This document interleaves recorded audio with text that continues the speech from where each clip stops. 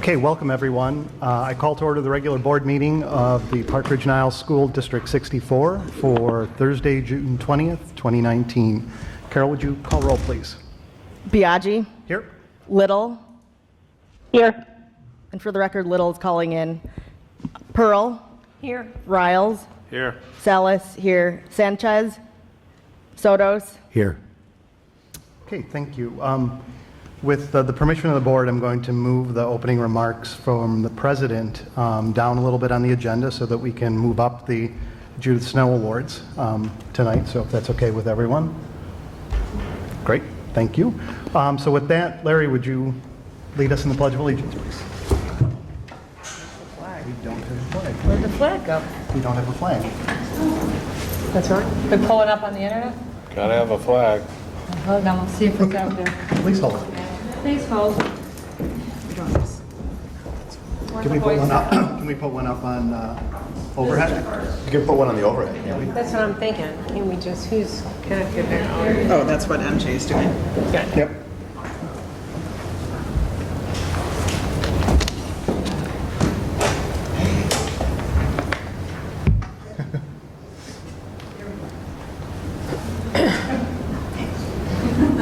It's a hot deal. There we go. Okay. Ready? Is that good enough? Yeah, we can do That'll work. Oh, they. this. We can do this. And quick thinking.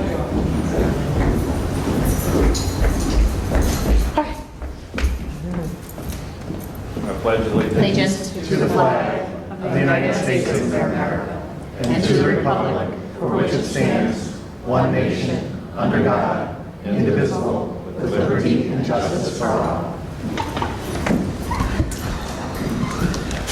So, again, if the board is okay with this, I'd like to move up the Judith Snow agenda item to the very top right now, and then we'll move forward with the agenda. Sure. That's okay? All right, so Dr. Hines, would you Okay. lead us with that? Yes, it's our pleasure every year to honor 4 students with the very prestigious Judith Snow Award. Chandra, if you could join us. She's a representative from ELF. If you could come to the podium. And she will at some point instruct the students to come up and as well as the board to line up. So take it away. Thank you. Thank you. Good evening. My name is Chandra Kearney, and I am a board member for Elementary Learning Foundation, otherwise known as ELF. I am here tonight to honor the recipients of the 22nd Annual Judith L. Snow Ethical Leadership Award. Will the following winners from Lincoln and Emerson Middle Schools please come up as I say your name? Noah Collins, Colleen Compton, Jenna Pravec, and Claudia Dumushevich. These students, these 4 students reflected the qualities that described Miss Snow. Each student is dutiful, honorable, and full of integrity.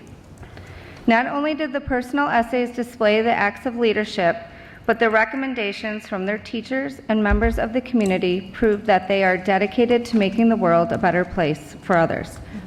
ELF is so pleased to honor these 4 students, and we wish them well as they head to high school. Congratulations. And will the board please personally step forward to shake each of the recipients' hand at this moment? Thank you.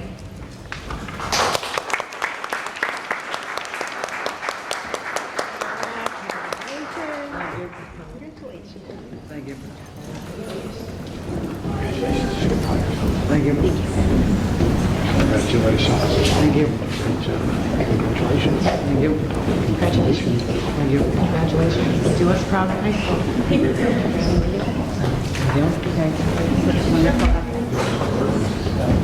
Wonderful. Sure, that'd be great. Sure.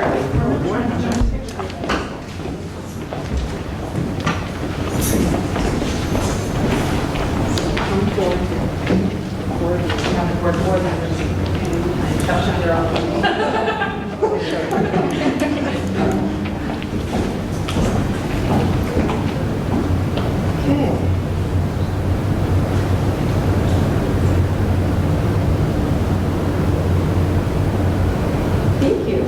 Can I just have the four winners?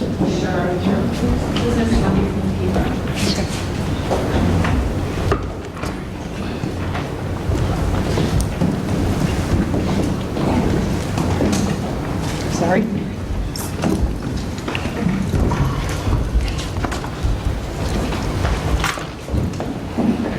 Congratulations, everyone.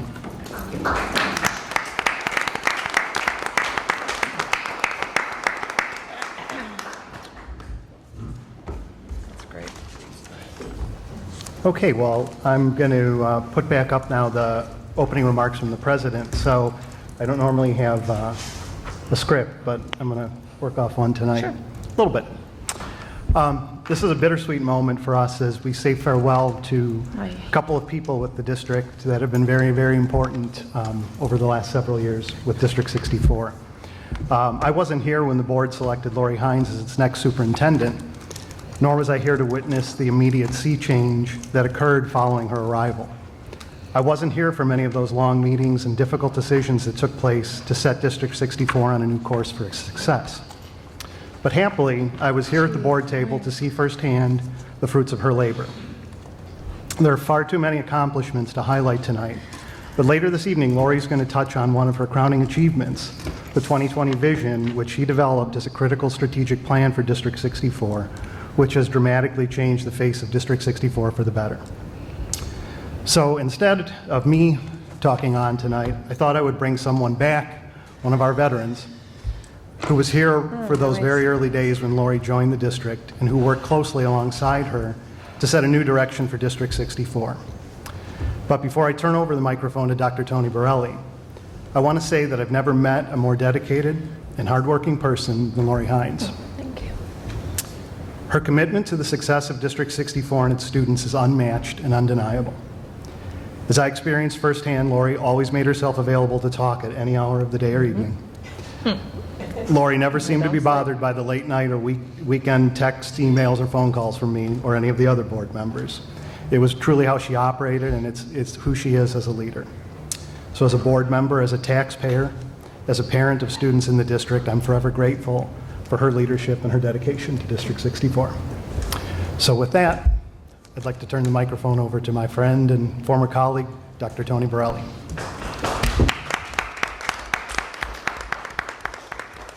I was wondering why he was here already after Surprise. only being off the board for such a short time. I even put a jacket on. Now it makes sense. Yeah. Look at that. So first of all, my congratulations to the recipients tonight, to the students who won this prestigious award. It means a lot to the board. It means a lot to the staff. You should be very proud of yourselves for this crowning achievement for yourselves. And to the board, thank you for inviting me to Old Timers Day. I do appreciate being asked to come back and say a few words. It is bittersweet, Rick. I think you chose the perfect word. I can still clearly remember the board having the discussion when we decided, wow, Lori's it. So with that being said, I'd like to share a few words. A school superintendent is both noun and pronoun. That is, a position and a person. Each embodies the responsibility and tasks necessary to ensure the highest academic and cultural successes of its students, all the while operating under prevailing local fiscal restraints. To say this position is important is to disavow the term important. For such a position, it naturally flows that the person sitting in that chair must be equally important and up to the tasks with which the position demands. In September 2013, the District 64 Board of Education found itself searching for the answer as to whom that right person to lead our district might be. With retrospective evaluation, the board unanimously agreed that the next person to lead our district would obviously have to deliver the necessary tasks of human relations, management of the organization, maintaining the highest quality school culture within the implementation of board policy, yet also provide that most intangible assets, leadership. Leadership is an intangible quality with varying definitions. Some of the characteristics of a good leader are noted to include strong communication, passion and commitment, enthusiasm, positive attitude, innovation, collaboration, kind of sound familiar, right? And leadership was the key need of the district that the then board identified as the critical need for the ongoing upward progress of the district. During the extensive interview process, one candidate, Dr. Lori Hines, stood out. Poised and in command of the subject, filled with a vision for forward progress, brimming with confidence, and having the ability to command a room with her presence. The board was tempted to stop interviews at the conclusion of hers. One statement that was made then that still resonates with me was that she wanted to develop District 64 to not just locally be successful, but the best district in the state. Eventually, complete the interviews we did, if only to confirm our realization that Dr. Lori Hines was the choice for our district. Since that time, Dr. Hines has consistently exhibited the aforementioned qualities of presence and leadership, not only guiding the district on an increasing continuum of academic success, but developing and encouraging members of the district to reach for that higher level and aiming for the best we can be. Consistently out in front on all issues, both popular and unpopular, she has been in front of a significant positive change in the forms of capital improvements, staff development, and academic advancement that lay the solid groundwork for future boards and administration to build upon to finally achieve the desired status as best in class. For 6 years, I had the great privilege of representing the board as its president, and 5 of those years sitting at the right hand of its chief executive officer. Firsthand, I have come to know of her unsurpassed work ethic, her deep knowledge of the field of education, and its implementation fulfilling the needs of our students and staff, along with her passionate advocacy for our district. In all of her goals, she has followed, like the North Star, the mantra of continuous improvement, ever reaching forward, known in Latin as excelsior, meaning ever upward. It seems that she followed Ben Franklin's advice. Without continual growth and progress, such words as improvement, achievement, and success have no meaning. Dr. Hines, you have restored meaning to District 64. On behalf of the ladies and gentlemen who in the past years have served with me, on behalf of our staff, students, and community, on behalf of our district, Dr. Hines, I offer my thanks and gratitude for your work, your energy, your ethics, your vision, and your leadership for District 64. I, and in fact all of the district, wish you the best in your next opportunity with those who will soon realize the benefits and successes that you bring. It is written somewhere that the ones who are crazy enough to think they can change the world are the ones that do. We know you will. Au revoir. Thank you.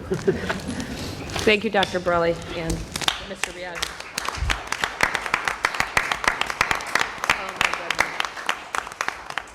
So This I did not expect, so I apologize for my little emotional outburst here. And Rick, I know it was just a short month ago where I received one of these cute little cuties to take home with me. I think we have something for Dr. Hines tonight as well. Okay. So if you will, please help me. Am I coming back?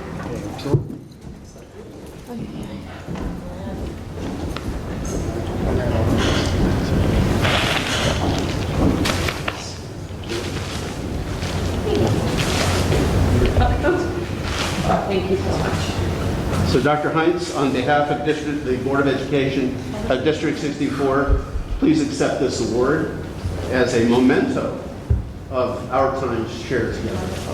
5 good years. That's right. That's my crying eyes. Thank you. Thank you both. Thank you. Sorry.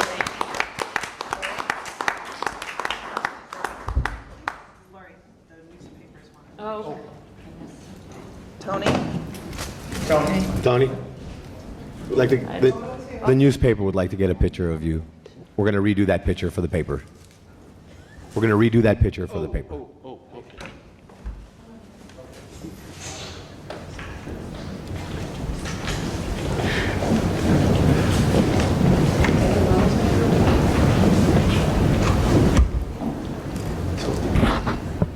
Foundation, trustee has me. I got red eyes.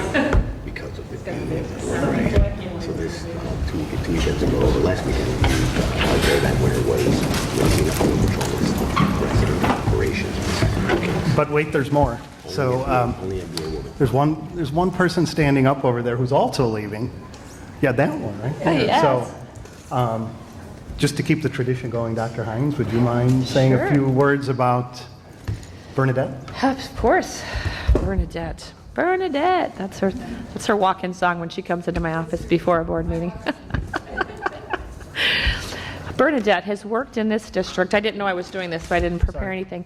Have you been here 13 years? She has been here 13 years and has tirelessly worked to communicate, all of our accomplishments and some of our challenges to both the staff and the community. She's a consummate professional, a grammar goddess, and our historian. She makes all of our reports more thorough. She makes sure certain people are on target for deadlines. Yes. Like the one sitting next to me? Yes. Yeah, that's it. But she also really just is a warm spirit in the office. She's very gracious. She's collaborative. She's got a great sense of humor. And she's just a hard worker, very dedicated to District 64. Big shoes to fill, bozo-size shoes to fill. Hopefully, her replacement is up for the challenge. We think he is. He'll be coming forward next month for board approval. They're not going to let her go just yet. She's going to help work the transition to ensure there's a seamless transition in terms of communication and continuity. Because I think under her leadership in communication, we have gotten better and better in communicating. We still, like with everything we do, have made progress, but we have a ways to go. But she has put us on a really solid path. I think we communicate more than most districts, and it's because of you and your commitment to communication that we have grown so far as a district in terms of how we communicate both outwardly and how we look for information to come in from the community. You will be sorely missed. I know I will bother you from my new district. If you're willing to come and lend some of your talents to improving our communication output, we would be lucky to have you, as District 64 has been for the last 13 years. Congratulations on a wonderful career, and enjoy this next chapter. Thank you. So, Somebody else has to leave here. I will. You got it, MJ? No, she's got it. Natasha's got it. I was wondering too why she was coming in. Now I know. Just a little bit of. Very nice. wait. There's more. Don't go anywhere. Don't go nowhere.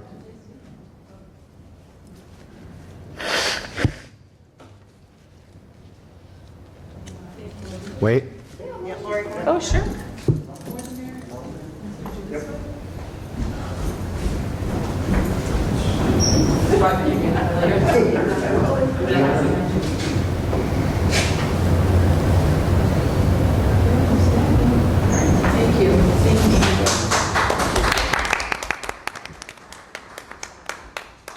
Rick, if you don't mind, I'd like to say a few words. I won't be very long though.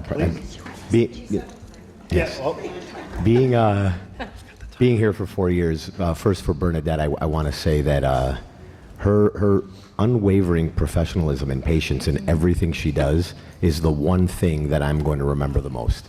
Being the secretary of this board for a little while, and her needing things of me, and me not always responding to her on a timely fashion, and her never once did any of her emails or phone calls come through as annoyed or upset or disheartened with my lack of immediate response. So I want to thank you for that, and I think it just goes to show that was in the right field. I mean, her ability to communicate and communicate well was definitely the thing. As for Lori, when I first sat at this table, I thought to myself, how am I going to teach this person? And I quickly learned that I was the one being taught. I learned very quickly that you had a goal, you had a vision, and everything you did for this district, and I want everyone to hear this, everything you did for this district, you did it with real love and wanting this district to really get ahead. We may not have understood some of the paths that you may have taken to get there. I may not have understood, some of the reasonings for what you were doing, but I quickly realized that everything you did because you loved this district. You loved your job, and you wanted to make sure that whenever it was that you were going to leave, you promised me it wasn't going to be for like 20 years, but that you were going to leave us strong and healthy and in a position where our next superintendent can pick it up and move forward. And you did. You did exactly what I saw that you were willing to do. And I, for one, am a much better board member learning from you than I was when I first got elected the first time. I want to thank you for that. Thank you. That's like the other saying, you've come a long way, baby. Right? In 4 years. Just how you felt about me 4 years ago? I told you when I first sat at that table, I thought, But thank you. That means a lot. Thanks, Tom. Okay, so moving on to board business now. Just one quick thing on the finishing of the remarks from the board president. So I wanted to bring the board up to speed on the meeting that took place a couple nights ago at Washington. I know this is on Dr. Hines' agenda later on, but I wanted to bring this to the forefront. First of all, just to back up for a second, as everyone knows, we adjusted the date of this meeting, and it came very, very close. The other Washington Space meeting was 2 nights ago. So as a result of several challenges with schedules that we had, this seemed to be the night that we could get the most board members present. And Rebecca, I know you're on the phone. Thank you for taking time out to be on the phone with us tonight. So there's no board action that we're going to be taking with respect to Washington. There's no decisions that need to be made tonight. What I can tell you is that the committee met for almost 2 hours or the other night. It was a really, really good meeting. We focused primarily on the next steps, on what potential plans we have for Washington to expand the educational space there. We were presented with several options from the architects. We were presented with some, at least initial numbers associated with those options. And there's a little bit of homework that's coming out of that meeting. So the committee is actually going to meet again. We're working on the date, but the week after the 4th of July. The plan is that we walk out of that meeting with a solid recommendation to bring to the board at the July 15th meeting. So what I can tell you, just to give you a little bit of insight into the proposals that were put on the table by the architects, all of them include adding classrooms onto the building. The committee appears to have moved away from the notion of adding either a gym or a different multi-purpose room onto the building. And they seem to be heading towards the direction of using the existing auditorium, which we're going to be voting on tonight. One of the big votes that we have is voting on the work to level that floor out, that room will become the multi-purpose room. And it'll be built out with all the bells and whistles that we need to have as a true multi-purpose room. And then, again, instead of doing that gym or large multi-purpose room, the 3 proposals, maybe 3.5 proposals that were put on the table were all additions to the building, either with a completely new footprint added on, or in one of the proposals, it was adding a second floor to a place that currently doesn't have a second floor. And the proposals ranged anywhere from adding a net of 2 classrooms to adding a net of like 6 classrooms, right, plus several small working meeting type rooms. And obviously, as you can imagine, the price on that ranged all over the board, from $4 million up to about $7 million. So again, the committee sent the architects back with some specific recommendations and requests to make some changes to the proposal, see if there were some other ideas they threw out. At this meeting in the week of after July 4th, we're going to have those proposals back. And again, the plan is that the committee's going to dig in that night and hopefully walk away with a solid recommendation for the board. Well, we have architect drawings. Yes. So we saw architect drawings the other night. Renderings. Renderings, yeah. Yeah, well, but blueprints of what it is. So I assume that even if the committee comes away with, recommendation A, that we will bring to the board all of the proposals from the architects so the board can see what the committee considered and what was discussed and how we got to whatever recommendation the committee has.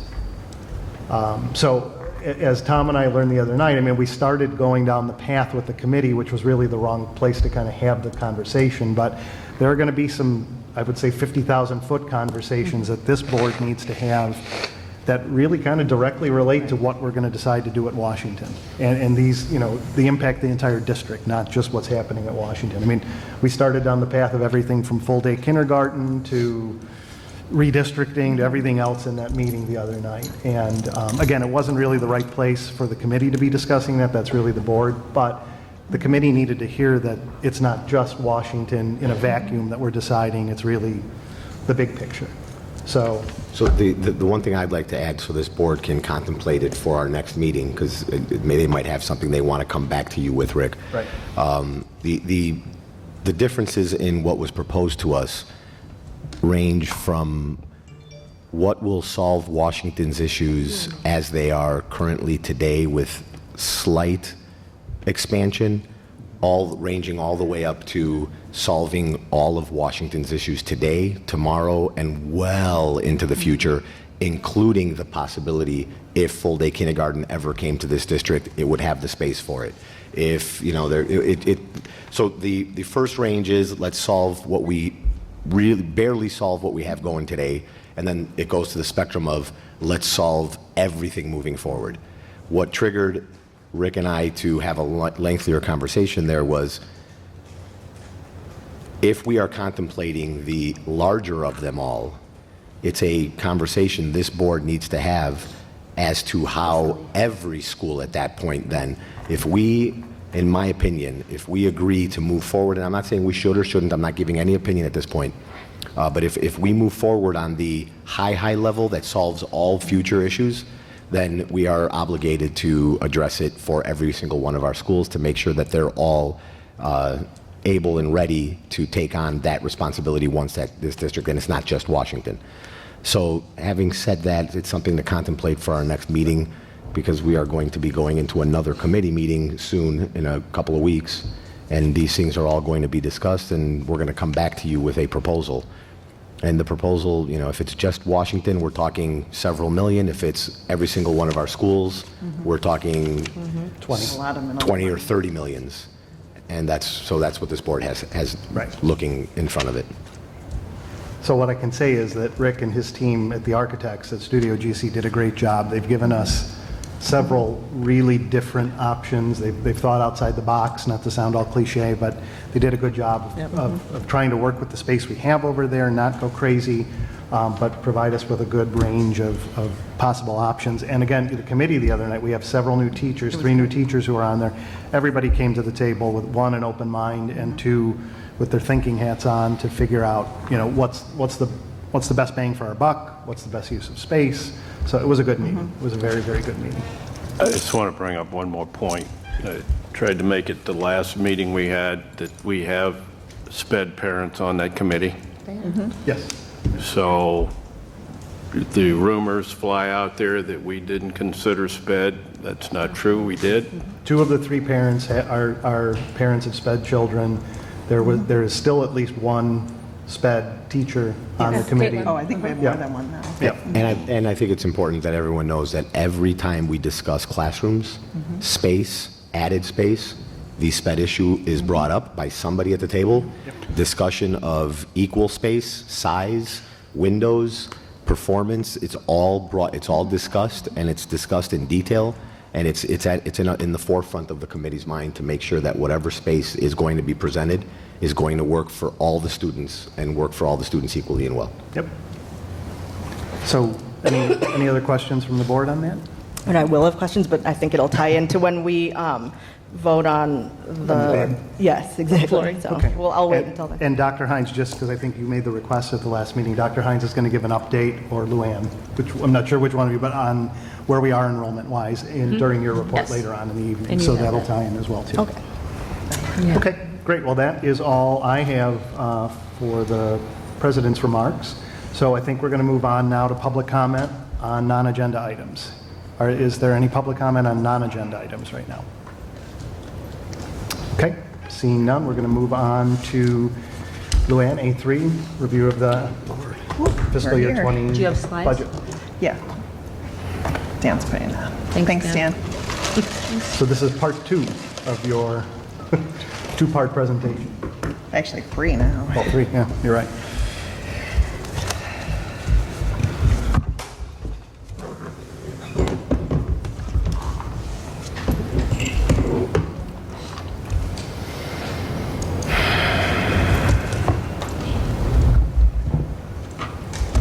Okay. So I actually changed the color this time so that Yeah, people not that actually light blue? can read it, There you the go. slide. Nice. Go ahead, Lori, to I'm on it, FY20. Yes. So last week, we talked about 4 of our funds, and tonight we're going to talk about 3 of our funds and then other financing sources and uses, which is part of our budget. So tonight, we're covering our operations and maintenance budget for the 2019-20. I'm just trying to get my notes, I'm sorry. Where's my notes? Sorry. Okay, all my tabs closed. So I'm sorry. All of them closed. Oh, that's weird.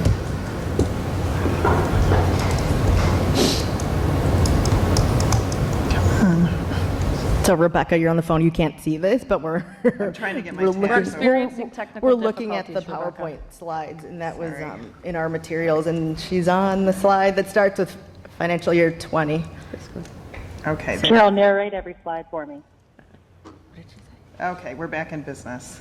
So, sorry about that. For the 2019-20 school year, I've worked with Rhonda George, our Director of Facility Management, to put together a pretty comprehensive budget for next year. Quite a bit of thought has gone into this.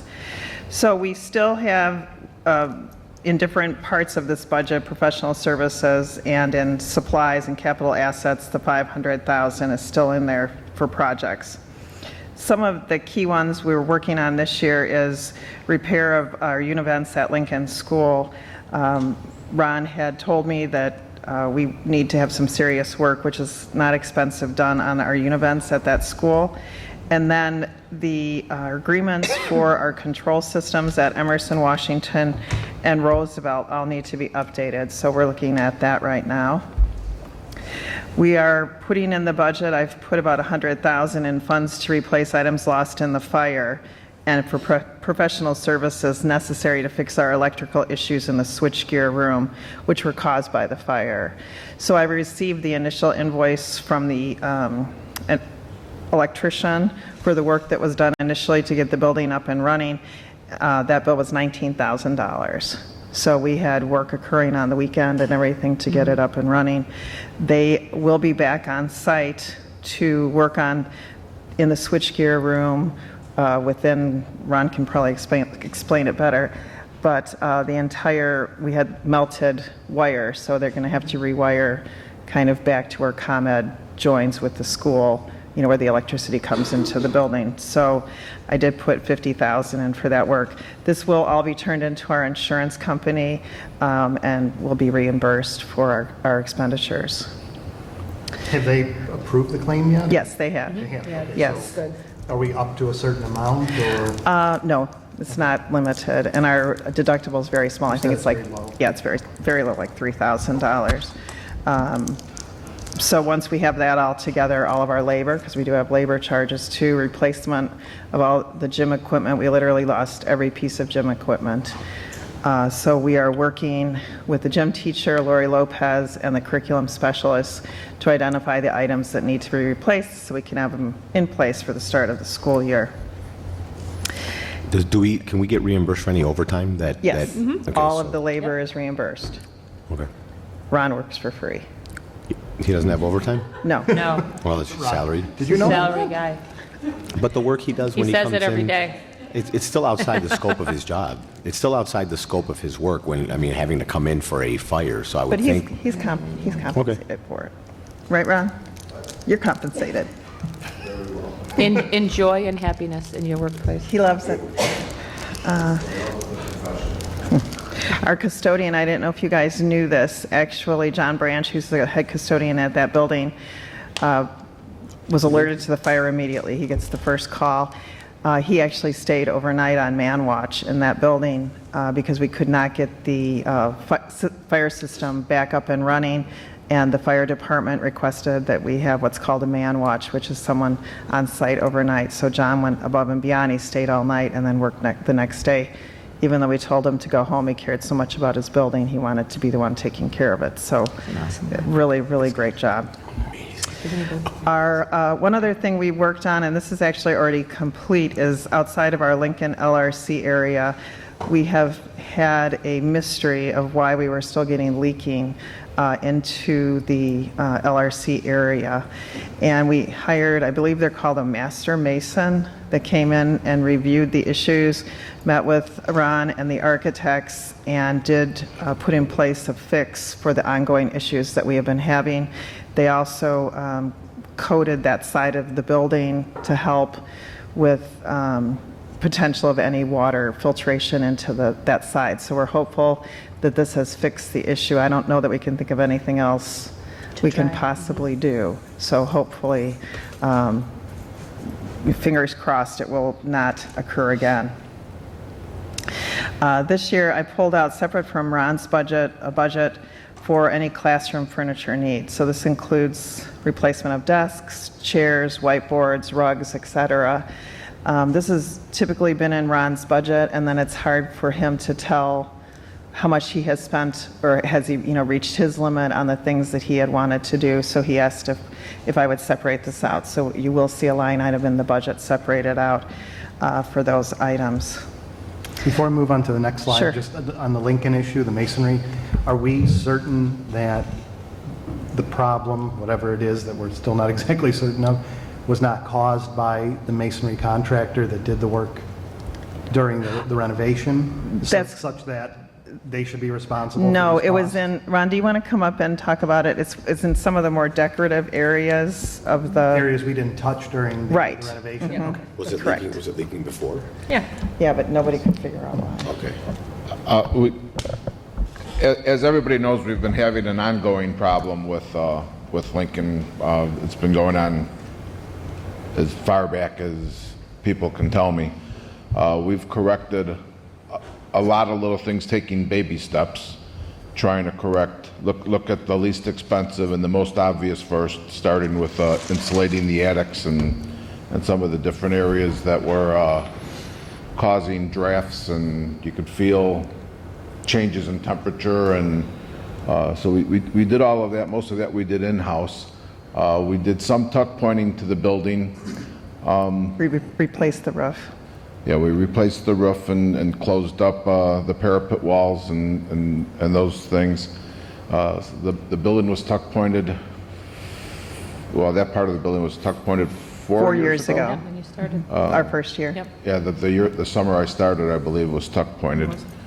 And that type of construction is real difficult to seal because of the changes of the terracotta stone is very absorbent.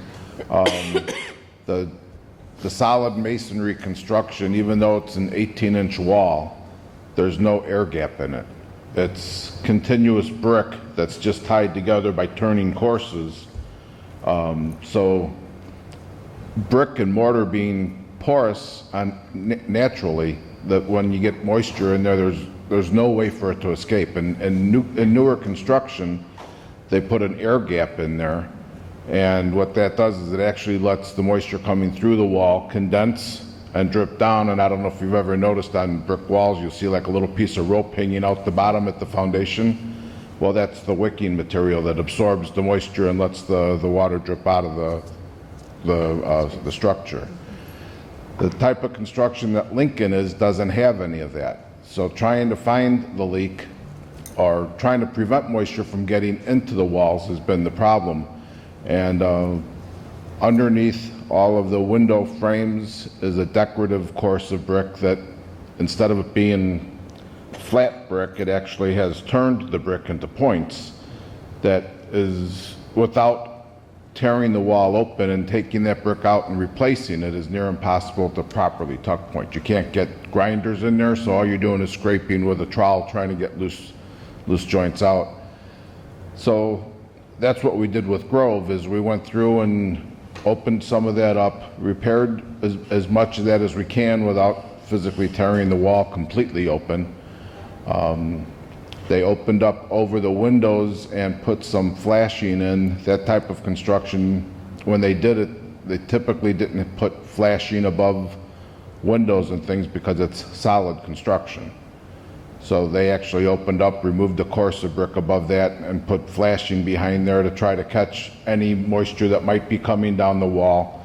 Up near the roof line, and I forget what it was called, but it's a different type of a course of brick that actually sticks out about an inch to put a shelf on it.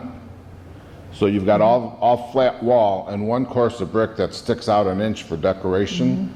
Well, that brick normally would be pitched down. Well, it was perfectly flat. So any water that got on there or ice was rolling back towards the building. So they flashed that and put a bevel on some of that to try to get it to run off. And then we sealed it with brick and mortar sealer.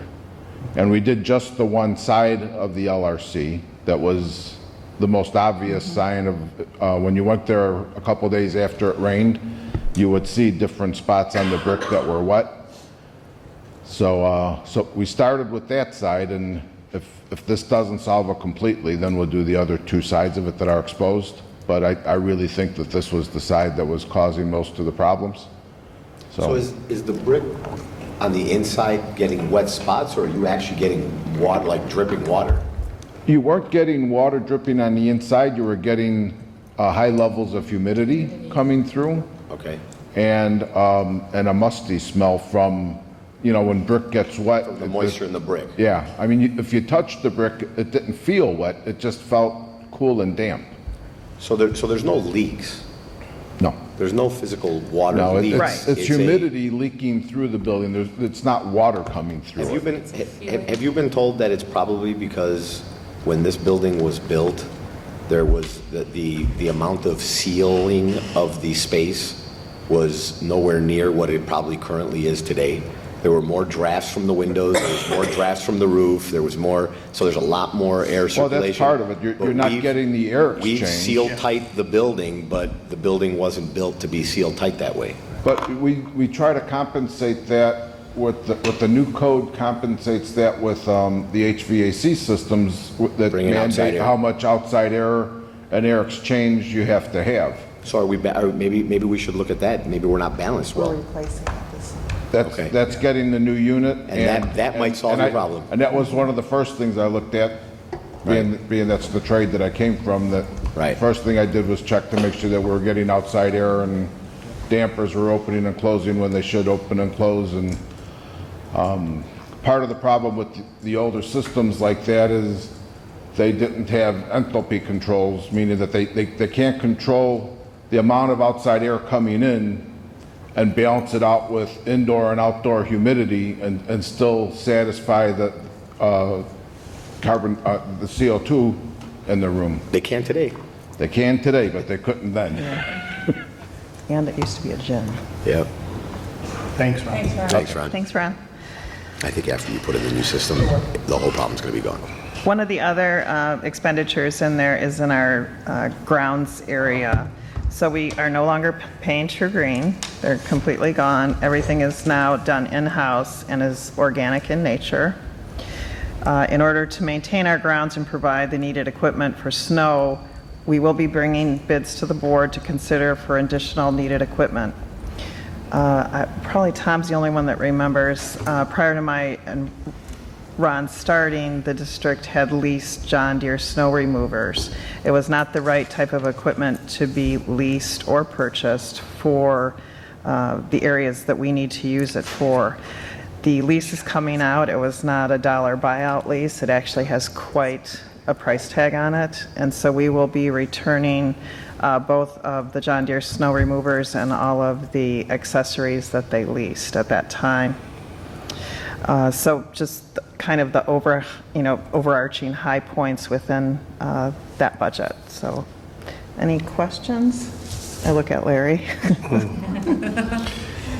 No, I'm taking copious notes. Uh-oh.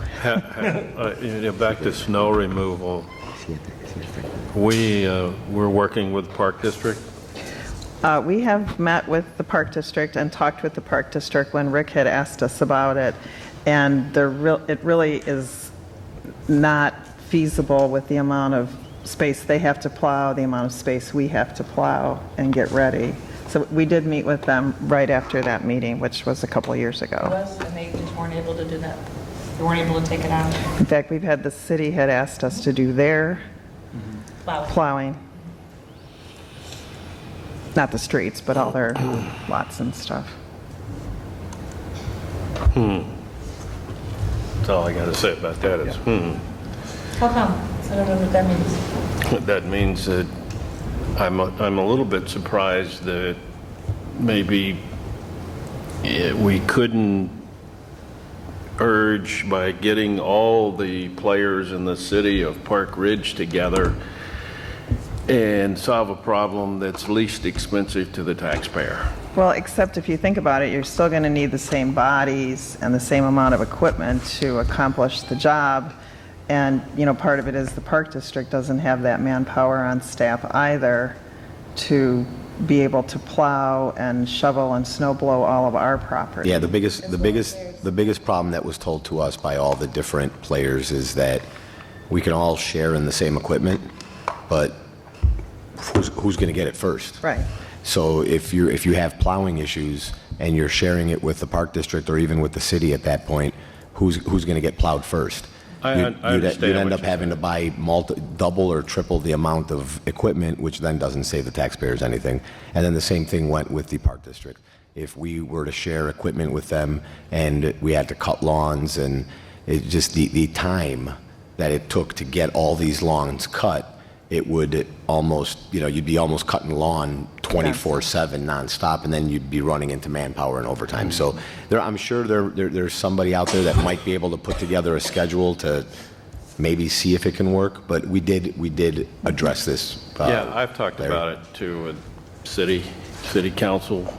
So we were, and I think I brought this up, we were using their aerator, but the problem is you aerate during certain seasons, then we're getting the equipment way after the season and starting to do our aerating. And we do try to share equipment as much as possible, loan them things, they loan us things. But for, things like this, because time is of the essence when we're trying to move snow. We really are always looking for efficiencies with other governmental bodies, but this one they just said they just didn't know how to make it happen. Terry Wolf was in the room, April, Gail, all the bigwigs in the Park District. I think we don't have to go off on this tangent, but I think the answer, and I've spoken with the mayor about this, I've spoken with Gail about this, is you have basically almost like a co-op within the city. And I don't mean the city, I mean within our boundaries. And it's almost like a separate public works type organization that does the snow plowing and the grass cutting and the tree pruning for all of the taxing bodies. Because at the end of the day, it's coming out of the same pocket of money. And that's the problem everyone wants to try and solve is not overspending on the manpower, on the pieces of equipment, on the fertilizer, whatever it is we're using. So there's an answer out there somewhere, but it's probably not just, hey, go to the Park District and start have plowing. them do it. It's a bigger conversation. Yeah, and I believe it's a conversation worth bringing up absolutely. Over and over and over again, that there is some type of committee that could be put together by the city to take a look at these kinds of things. But let's move on. Okay. Vanna? You should say Vanna. She did. I did. How'd you get? That's hilarious. I have to give her a hard time. It's her last meeting. So one of the other large components of our budget, and for tonight, is our capital projects. So within that budget, in Fund 60 are our summer 2019 construction projects. Reminding the board that we're using working cash, which for everyone is the district's savings account, basically to pay for the $11 million for this summer. We are well able to pay for that out of working cash. And when we look at the revenue and our fund balances at our next meeting, you'll see what that looks like for this year. We have begun preliminary work on summer 2020 work, identifying, continuation of capital projects here in the district that need to be completed. We are addressing the Washington space issues, as Rick pointed out earlier. We are working on that. And then in this budget, we also include our architect fees for the start of summer 2020, because as we've discussed, that fee, about 75% is paid out when summer hits next year. And reminding everyone that the architect's fee at 7.5% also pays the engineering firms, et cetera. So it's not just their fee, they're paying other firms that work for us, engineering firms, and that out of the fee. Okay, so the operations and maintenance fund, the 2018-19 budget was $6 million. The 2019-20 budget right now is at $6.2 million. So we have an overall increase in our tentative budget of about 4.16% for this year. So we'll continue to work on it and refine it, as we move through the months. Okay. Next one, retirement funds. So this has just got to be the most exciting budget I do. So, Fund 50 is our Illinois Municipal Retirement Fund, otherwise known as IMRF, if you see it in the press and that. All of our non-certified staff that work in excess of 600 hours per year are in the IMRF. That rate changes every January. So we have two rates over the course of one budget year every year. So January to, July, I should say, to December, and then January to June. So we do have two different rates. Our Social Security Fund 51 is paid on all non-certified staff. Certified staff do not pay into Social Security, and they are not entitled to Social Security. And then Medicare is paid on all staff members, so that's paid out of Fund 51. Wasn't that exciting? Yes, it's riveting. Other financing sources and uses budget. Next slide. Other financing sources and uses. So this is really where our interfund transfers occur. And so we put this together, a lot of districts don't, but we put this together for the board and for our budget so that it's clear where those transfers are occurring. So if you look at it, you'll see different funds in there. You'll see O&M, you'll see the education fund, you'll see working cash, maybe debt service fund in there. As we're making these transfers. All of our transfers are done by resolution that the board has to approve, and we have some on the agenda tonight for the board to consider and approve. So this would include like moving bond issuance proceeds to our capital projects. Our capital lease and debt certificate payments are paid out of there. Capital leases paid out of the education fund tax levy, and our debt certificates, which were issued 2 years ago, paid out of the operations and maintenance tax levy. By law, the funds have to be transferred to the debt service fund with the payment coming out of the debt service fund. We also move operating funds into capital projects. So the moving of the working cash into capital projects you'll be approving tonight, and that is also done by resolution, or if we're moving funds between operating funds. So at our meeting in July, we'll be bringing the resolution. We're moving $2 million from transportation to the ed fund. That would have occurred this year, except the hearing was noticed for next Monday. So I pulled it, and we're going to reissue the notice to the papers, and that hearing will be on July 15th. So it's fine. The ed fund's not out of money, so there's not any huge rush that it had to occur. The other thing in looking at financing and sources is the bond issuance for construction with the question marks. I will have Elizabeth Hennessy, if we can put her on the agenda for July or August, to come and address the board on our current bond situation. We have new board members, and it's been a while too since she has come, so you guys can also meet her and then hear about our current situation in terms of where we are in being able to issue debt, when our current debt will be paid off, and what that will look like. Okay, that's kind of it in a nutshell for tonight. Kind of short and sweet. Any questions? Thoughts, concerns?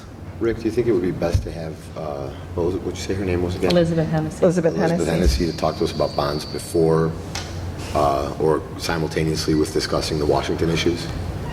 So the July meeting. Probably, if we can do it at the same time. I think Luann and I have talked about this. You're going to need to, because what you're proposing, especially if you're going up to a larger scale, you don't have the money to do it without either a referendum and/or this bond issuance. So you have this access to the 20 million.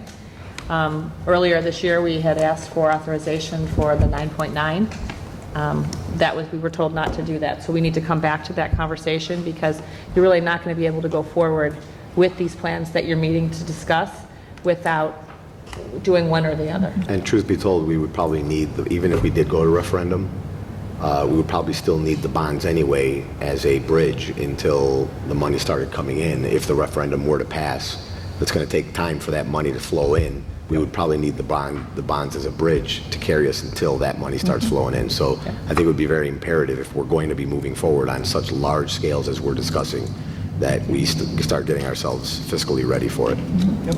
So if she, for some reason, is not able to come, I am very well versed in bonds, so I'll do the presentation, but I would like her to come so she can meet our other board members too. And we talked about having the woman, I can't remember her name, from the insurance agency as well. Lisa, yes, But maybe we'll move her into August or maybe, September. perfect. I was going to tell you, she is unavailable in July. Her taking one of her children on a college, visit or orientation. Right. So she would not be available in July, but she wanted to look to August. Yeah, So if it that'll fits work perfectly. August or I'll let her know. September, whichever agenda fits, we'll Yep. put her in Okay. there. All right, any other questions on Luann's presentation? Next time, we'll look at the revenue, which is the fun part, and we will look at what our fund balances look like when I put the revenue against the expenditures. We're so excited, Luann. I bet. So there was one other thing, I know we talked about special education. Yes, so, Are we going to talk about that Yes, as well at the yes. next one? So Dr. Leanne Frost will be presenting an update on special ed at our next meeting on July 15th. And we'll do the And at the budget same part of time, it. I will do an update on the special ed budget. Great. Okay. All right. If there's no Dan, are other- you able to switch presentations for me, please? Sorry. So if there's no other questions on the budget, we'll move on to the update on 2020 vision. MJ, you going to come up?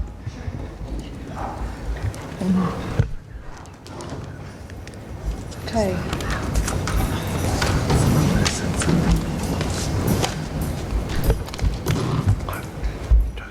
So did I get it right? Is it one of your crowning achievements? I would say yes. It's our teams.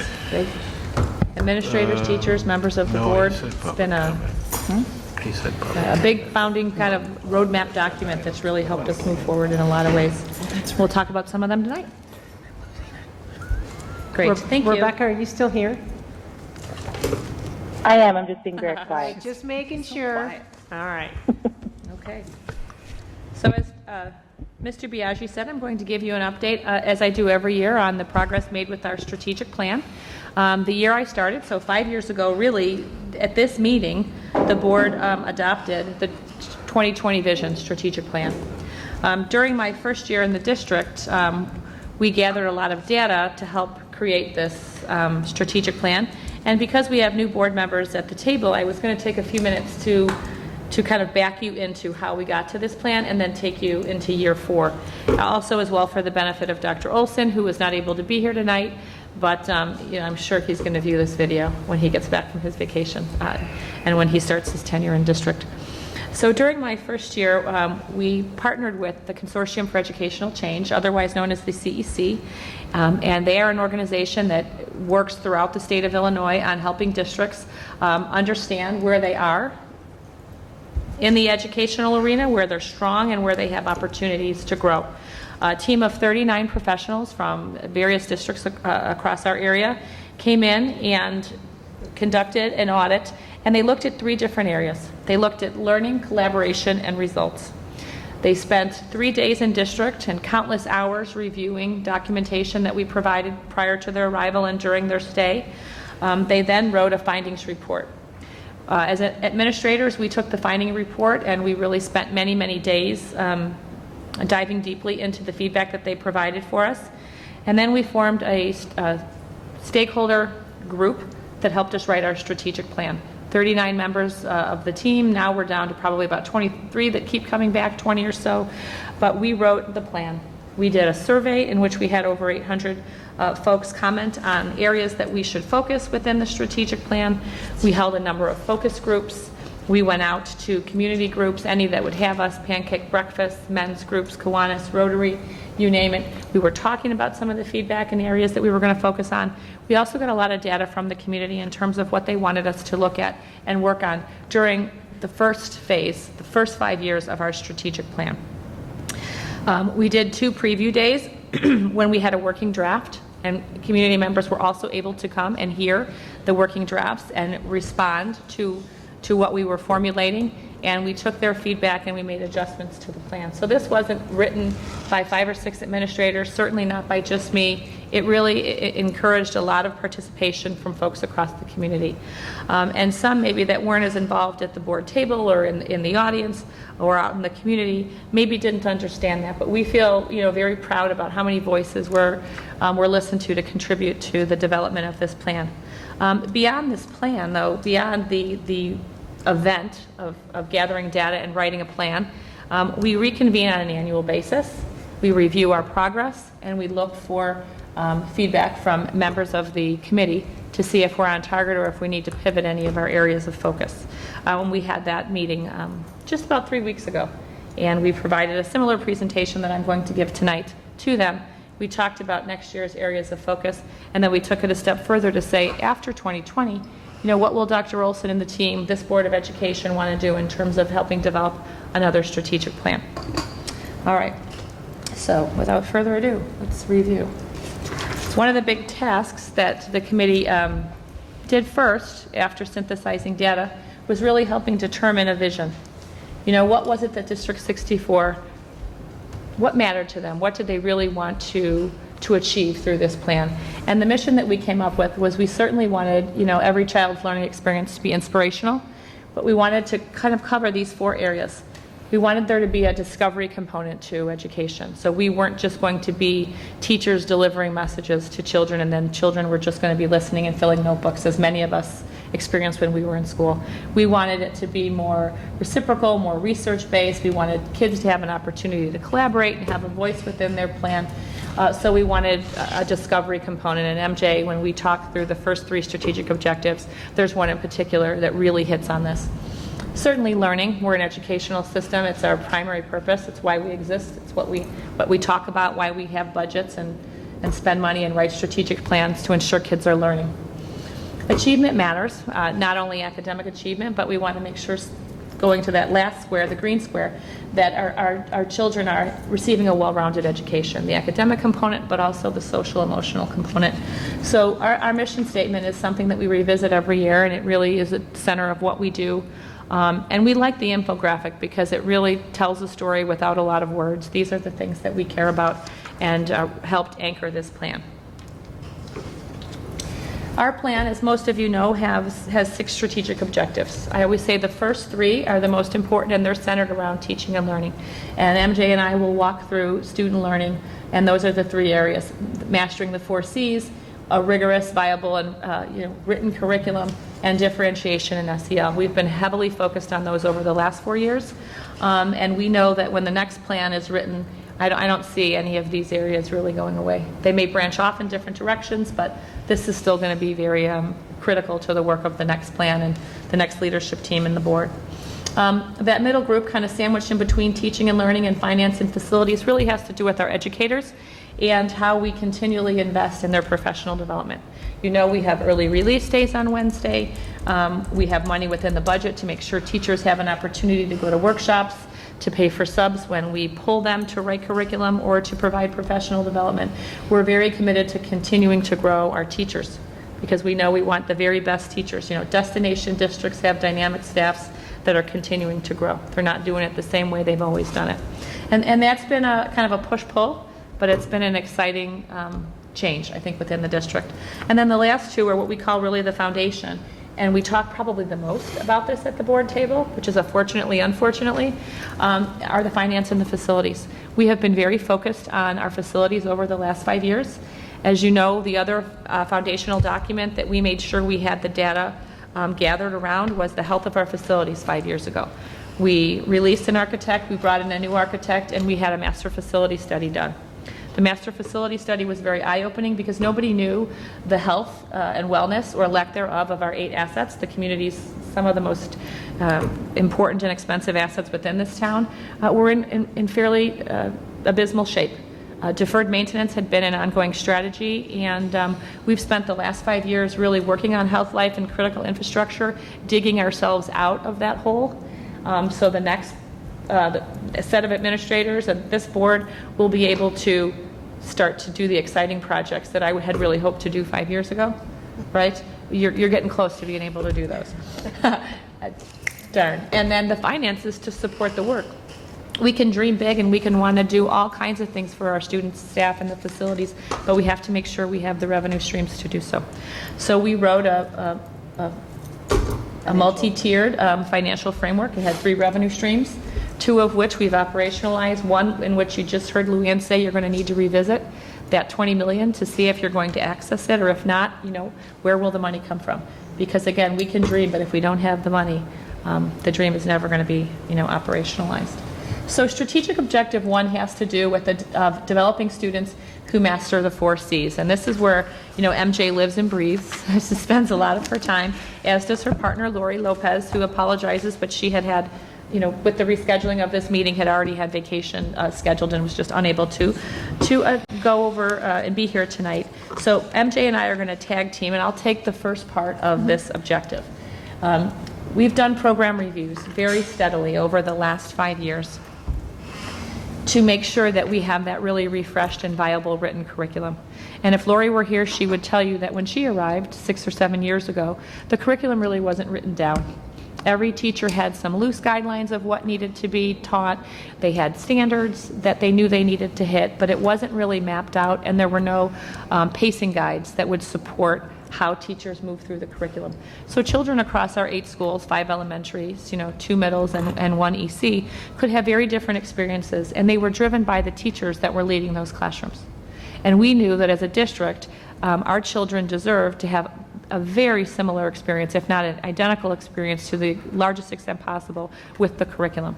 So Lori and her curriculum specialists, as well as our wonderful teacher leaders, hundreds of whom are working on committees every single year, set out to review curriculums. So over the last 5 years, we've looked at math, we've redone ELA, we've redone science, social studies is in the hopper. We reviewed and revised the gifted eligibility and the curriculum, and then we're going to pass the baton over to you to talk about inquiry-based learning. Okay. So the crux of really designing inquiry in classrooms is what Dr. Hines was talking about in terms of targeting or creating opportunities in classrooms where students can make discovery, and really that boils down to making connections. So we oftentimes cover a bunch of content in the classroom, but really it becomes stayed with the students when students can make their own connections and make meaning from what all the content actually means. And that's the discover part. And we find that when we engage students in this way, they have much deeper learning experiences, and they remember content much better, and they are able to critically think, to communicate, to collaborate, and to be creative about these opportunities of learning. So over the last 3 years, we have delved into creating inquiry in our classrooms and approaching it from both teaching and learning perspectives.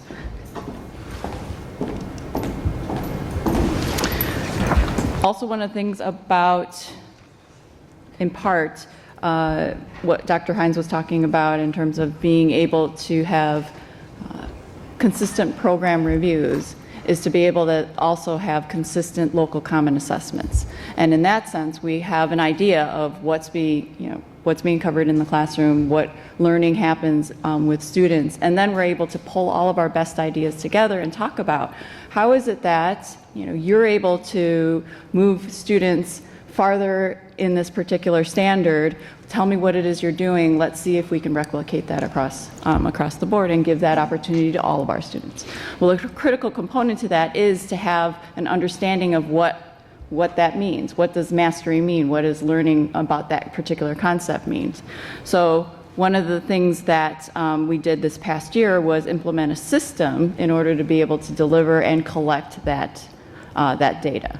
And that's when we implemented for this year Power School assessments. And it's a really large system that will house all of our local common assessments, and teachers will be able to deliver assessments electronically as well as house all the scoring, and then be able to take that scoring and bring it into an adjoining system called Performance Matters. And this is where we would be able to see and analyze the data that's happening and that's being collected in the classroom, both even formatively, locally, and then comparing it to our map data as well as our park data. So, and being able to see the arc of that, of being data informed in that sort of way, and be able to see how our programs are impacting our students, as well as right into the classroom where a teacher would be able to see this data and adjust instruction as she needs it in order to meet the kids, she or he, in order to meet the kids that are sitting right in front of her.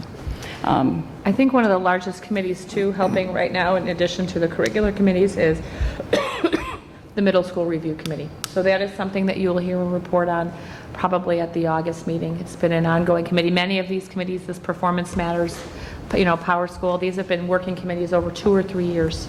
It's taken us this long to get them, teed up and ready. The Middle School Review Committee has met over the course of a number of years, and we're really looking at offerings, scheduling, staffing, space. And Dr. Lopez and a number of members of the middle school committee will come before the board probably in August, maybe September, to get you up to speed in terms of where our research has taken us. We've worked with a nationally renowned scheduler. We have a very curious bell schedule at our middle schools. Kids are on different schedules. There's different amounts of minutes for different subjects. So we're really trying to figure out ways in which we can continue to improve. Again, a foundational principle of this plan is continuous improvement. We know we have good middle school offerings and we're doing nice work for our middle schools, but we feel as though we can do more. So we're really looking at the schedule, and we have a subcommittee working on the schedule. It's exciting work. There's a lot of possibilities that will come, before the board and at the committee level, and hopefully by the 2020-21 school year, we'll be ready to fully implement those, whatever changes we determine. But it has really been a committee that's met faithfully for the last 3 years, and we need one more year. It's that complex, and people are really passionate, as you can imagine, when different groups of teachers get together to talk about what's working, what's not working, and what changes are on the horizon or might be on the horizon. There's a lot of emotion around it. So we've slowed that committee down. We want to be very purposeful, very thoughtful with any improvements that we intend to make. So, okay. Strategic Objective 2 has to do with providing that rigorous educational experience for all students. And that word all was, very purposeful at the time. And we'll talk about how we make sure we're addressing, all of the learners that we have, all, 4,600 of them. I talked about a little bit of this one, but we've done those curriculum reviews because we wanted that aligned and articulated. So kids had a similar experience. If you moved from Franklin to Washington in first grade, it shouldn't feel like you've gone to another district or another land. It should feel very similar. Schools have their level of autonomy. Carpenter, is Carpenter, and it has things that only Carpenter does. Washington, there's certain things that make Washington, Washington, but your child's curricular experience should be very similar. So we have really worked hard to write that curriculum down so it doesn't, remain in the heads of the teachers and then leave with them if they leave. So it needs to be articulated, and we have really worked very carefully with that. From a gen ed perspective, I would say Dr. Frost Vasiliki Frake started down the road of curricular reviews and pilots with curricular resources, and Dr. Frost has taken that baton and really run with it. She has a number in special education, and you'll hear her talk about it at next month's meeting, how many different pilots that she has going on this year and different curricular recommendations that she'll bring forward relative to our students that have IEPs. She met with Leanne, as all of our department heads do, in terms of constructing a budget that will support new curricular pilots and or adoptions, or Luann and Leanne. Well, you'd think my last board meeting I'd get that straight, but that's under, I do it 10 times a day, so why should I stop now? So that's part of this process as well. Social emotional learning, you know that we introduced that 2 years ago. It was part of the plan, but we rolled it out after a few years because we spent about a year researching it before we put the curricular resource of second step in place. The state of Illinois has social emotional learning standards. The curriculum that we use is very aligned to those social emotional learning standards. And for the last 2 years, children have gotten a weekly, dose, if you will, of social emotional learning in conjunction with their core curricular offerings. That's that caring piece. It's the academics as well as the social emotional. This year, in 2018, we introduced restorative practices with our 4th through 8th graders. So our 4th through 8th graders have an opportunity on a weekly basis. At our elementary level, it's actually daily. They have class circles and they do class chats, and they really talk about how things are working, what's not working, if certain interactions are not working, how do we remedy those situations, how do we store any harm or hard feelings, and it's been a very positive process. At the middle schools, the same thing is happening. We're moving away from just come to the principal's office, get your detention slip and go, to it's more conversational, it's becoming more restorative. Yeah. So, and that really aligns nicely with the Senate Bill 100, which came out a number of years ago, which said we needed to be more restorative and less punitive. It said a lot, but one of the things that it said is we needed to be more restorative and educational, working to keep kids in school as much as we could and in the classroom to the greatest extent possible, instead of just removing them and penalizing them and pulling them out of class to serve that consequence. We know that we can't consequence a behavior out of a child, but we can teach them coping mechanisms, we can teach them empathy, we can teach them management skills, and we've been really focused on that.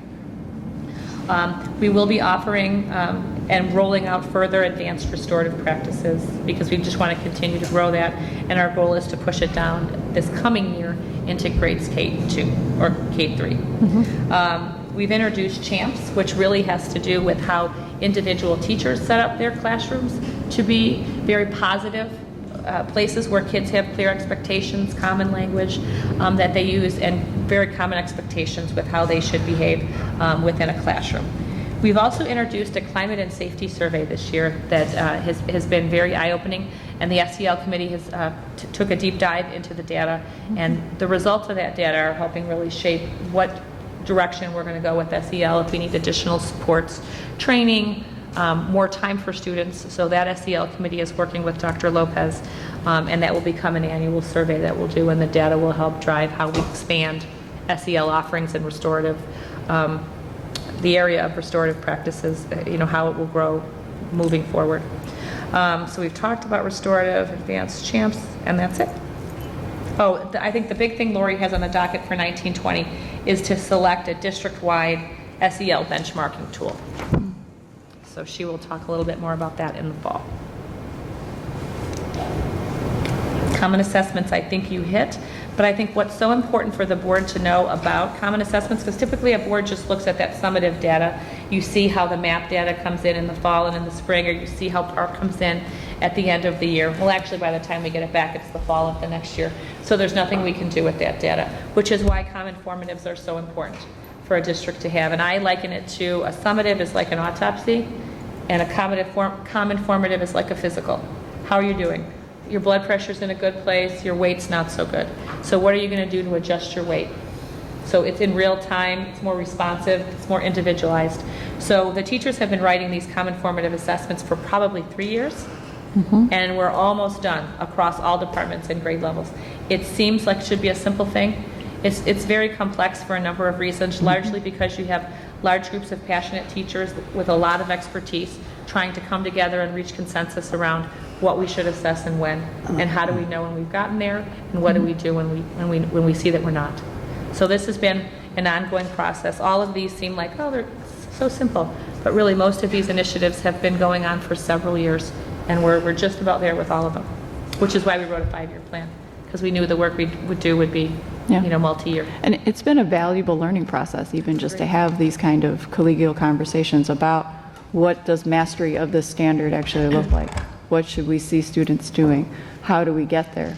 And those are the crux of the powerful conversations that educators should have around teaching and learning. So, the last one of our teaching and learning objectives has to do with differentiation to meet the academic and social emotional needs of all students.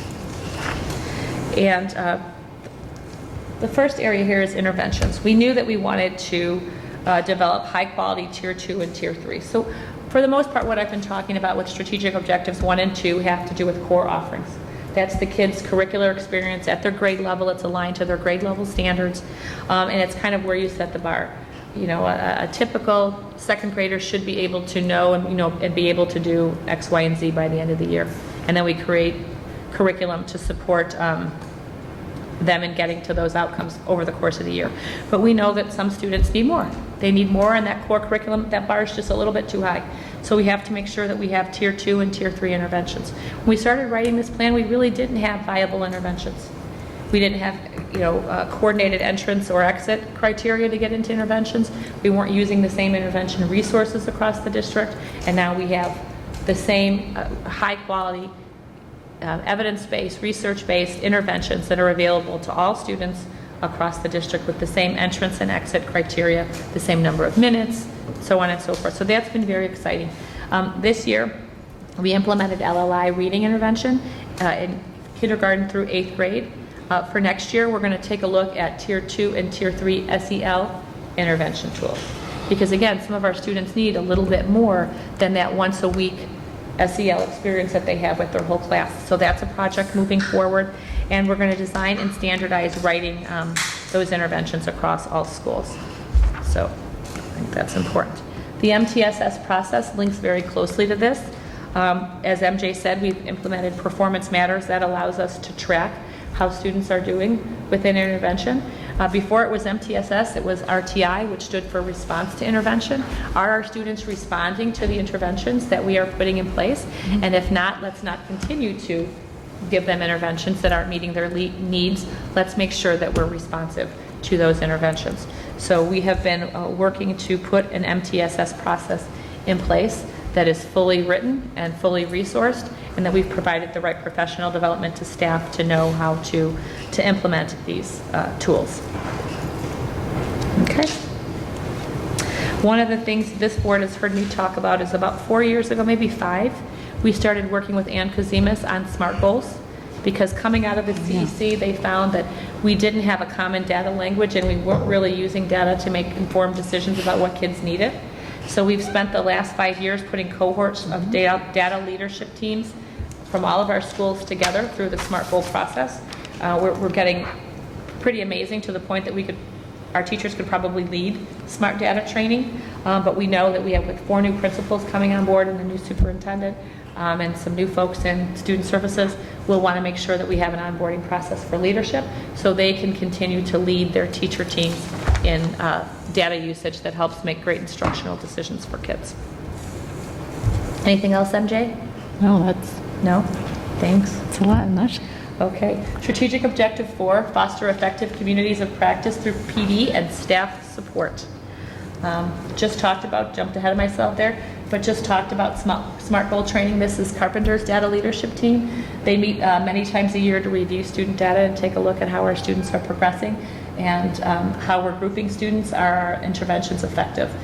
They're very dynamic teams, and I know the principals, if they were here, they would tell you how proud they are of not only their data leadership team, but their quality improvement teams that are now really partnering to set building student goals as well as culture and climate goals for the buildings. This, I want you to talk about, MJ. This makes me smile. I mean, I love this so much. So one of the challenges that we're finding is, how do we share our best ideas with one another? And teachers are busy all day long, and they're teaching with kids, and oftentimes it's that, how do we find those snippets of time because time is always going to be our mainstay constraint, right? So this year, we've been working a lot on trying to develop professional development. We have our instructional coaches for job-embedded professional development. So we're putting in a lot of these pillars that will really, I think, carry us a long ways forward. One of the things that we implemented this year are podcasts.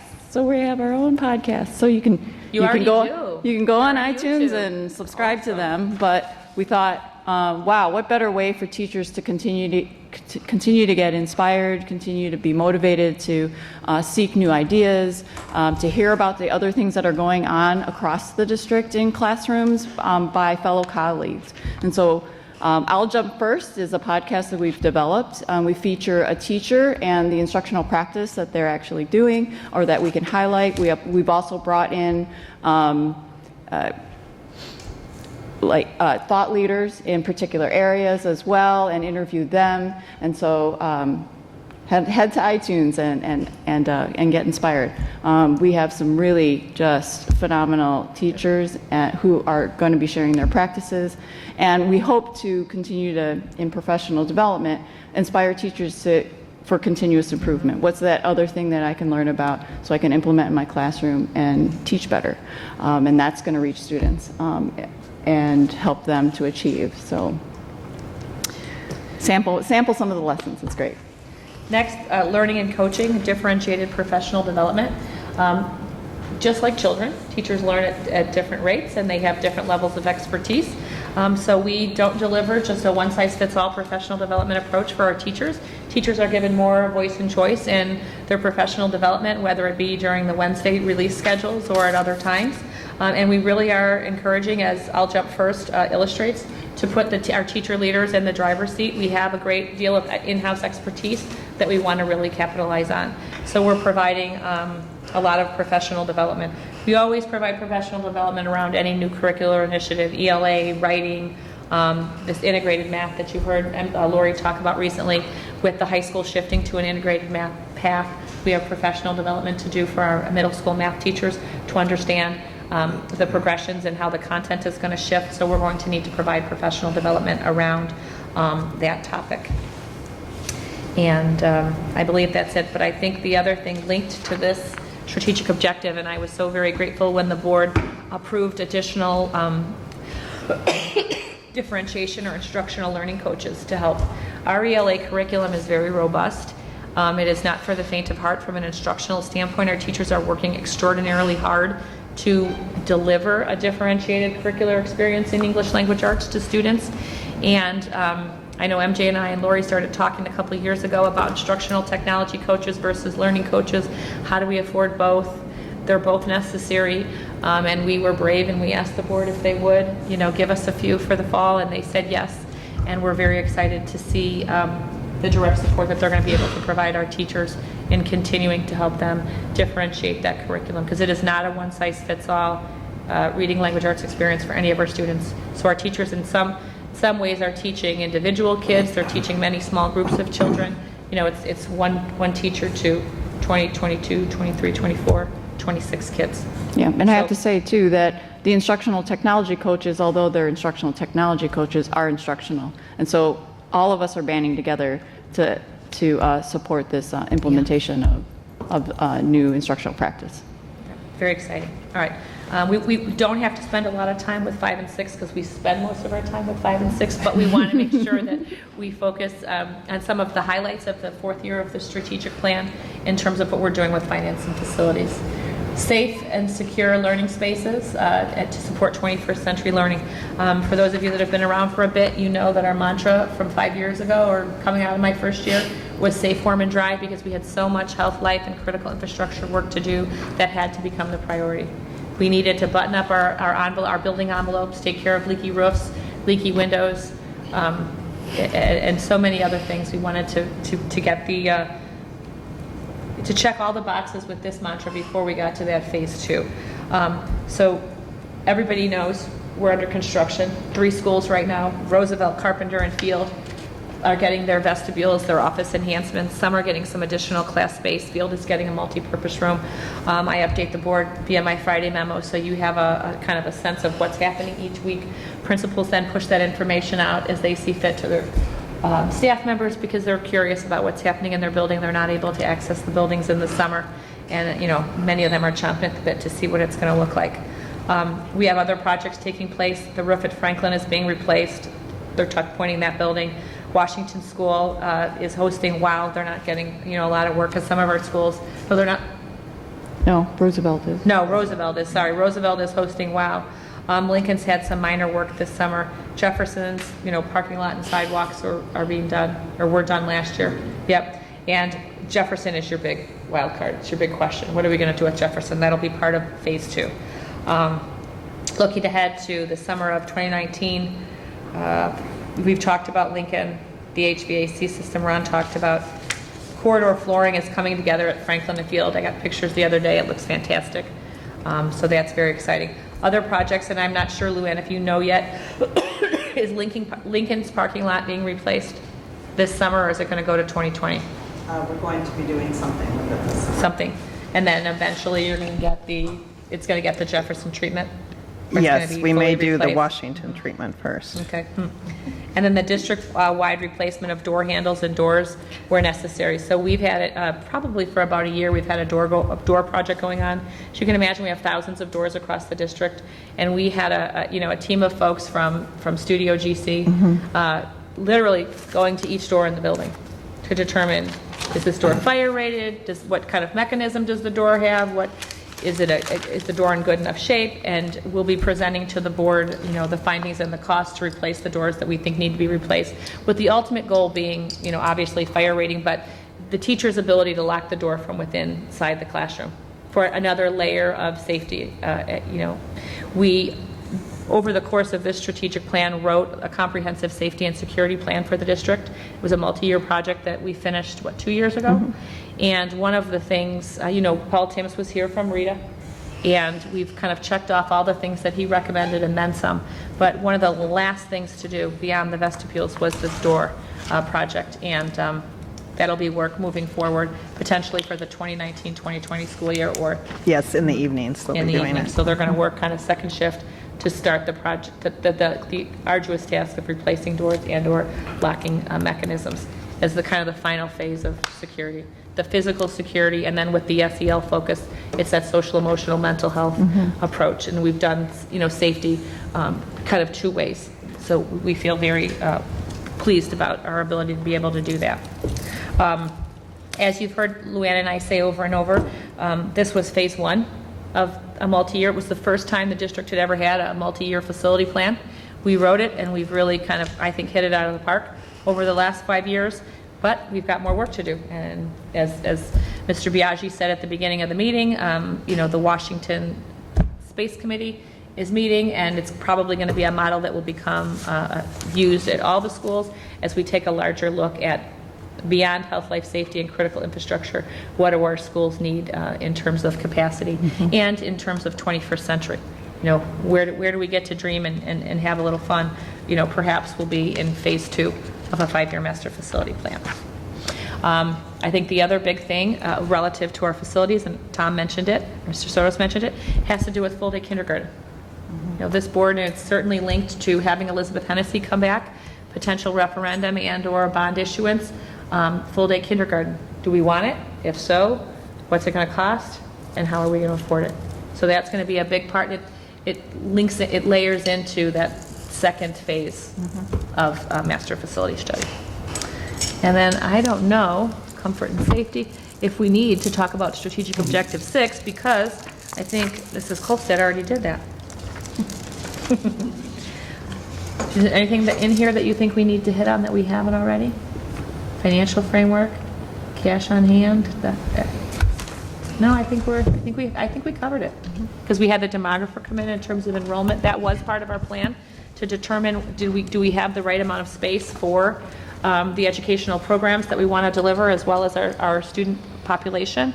And if not, then we would layer that, the findings from the demographer into any future facility work. We kind of time that out with the development of the next 5-year plan. So we have that data. Other key initiatives, parent and community engagement were one of the big ones, and then continuing to move forward with all of our focus on special education. Before we changed the date and modified the agenda, these were going to kind of be done in tandem. So just know that with a date change, Dr. Frost was already scheduled to be out on vacation, so we've moved her presentation to July. So sometimes you write a strategic plan and it's really supposed to be your driver, but sometimes additional projects or needs come in. And you know, our focus on special education has certainly been one of them. Dr. Frost and I have been working on her report, and she will be delivering it to the board next month. So I would say that's been another big area of focus for the 18-19 school year. Thank you, Dr. Hines. Board members, any questions? So we have a lot of info about the strategic plan on the district's website. It has its own page and everything. So this PowerPoint presentation, that'll be uploaded right after this to that section.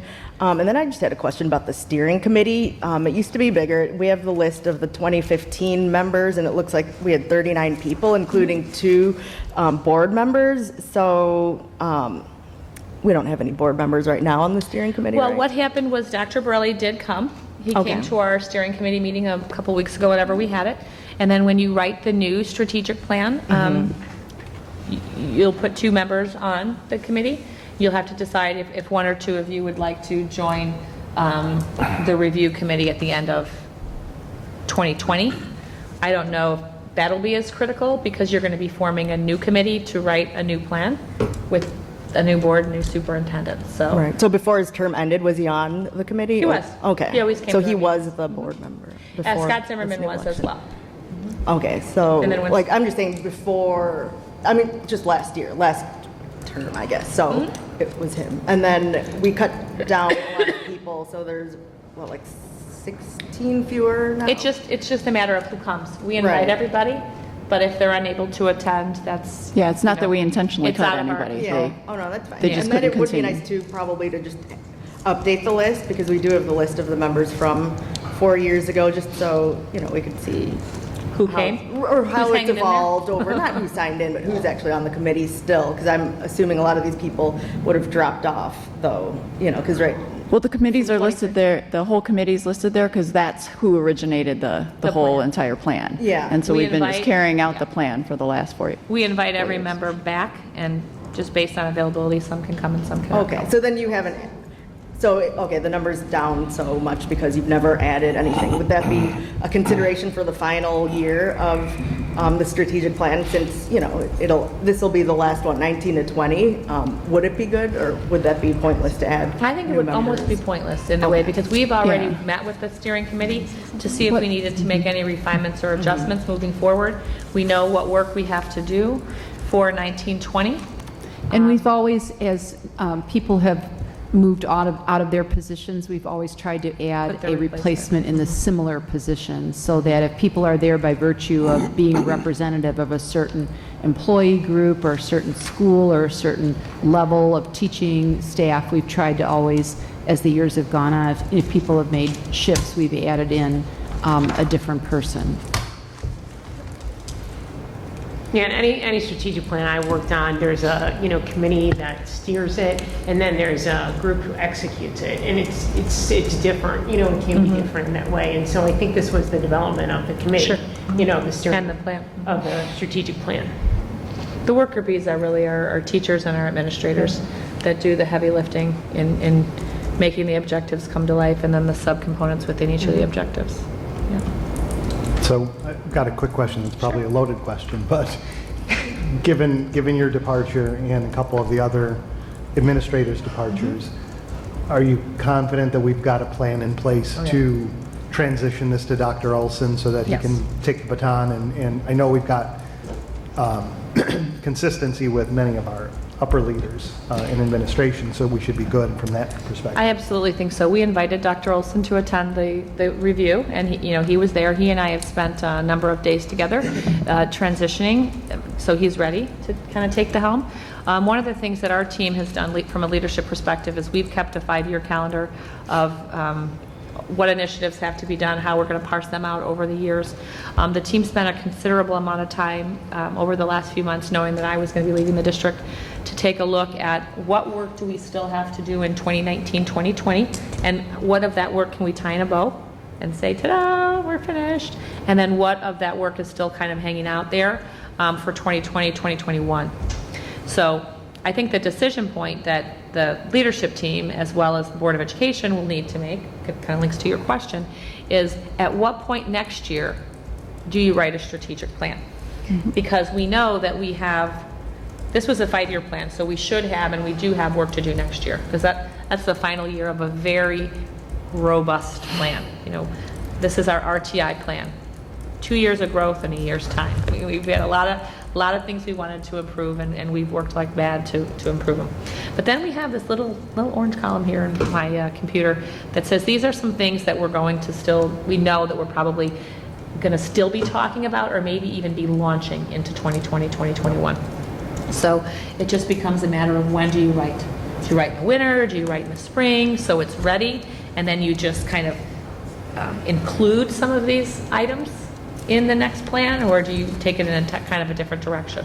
So that'll certainly be something after Dr. Olson gets his sea legs about him and you know gets comfortable being the superintendent.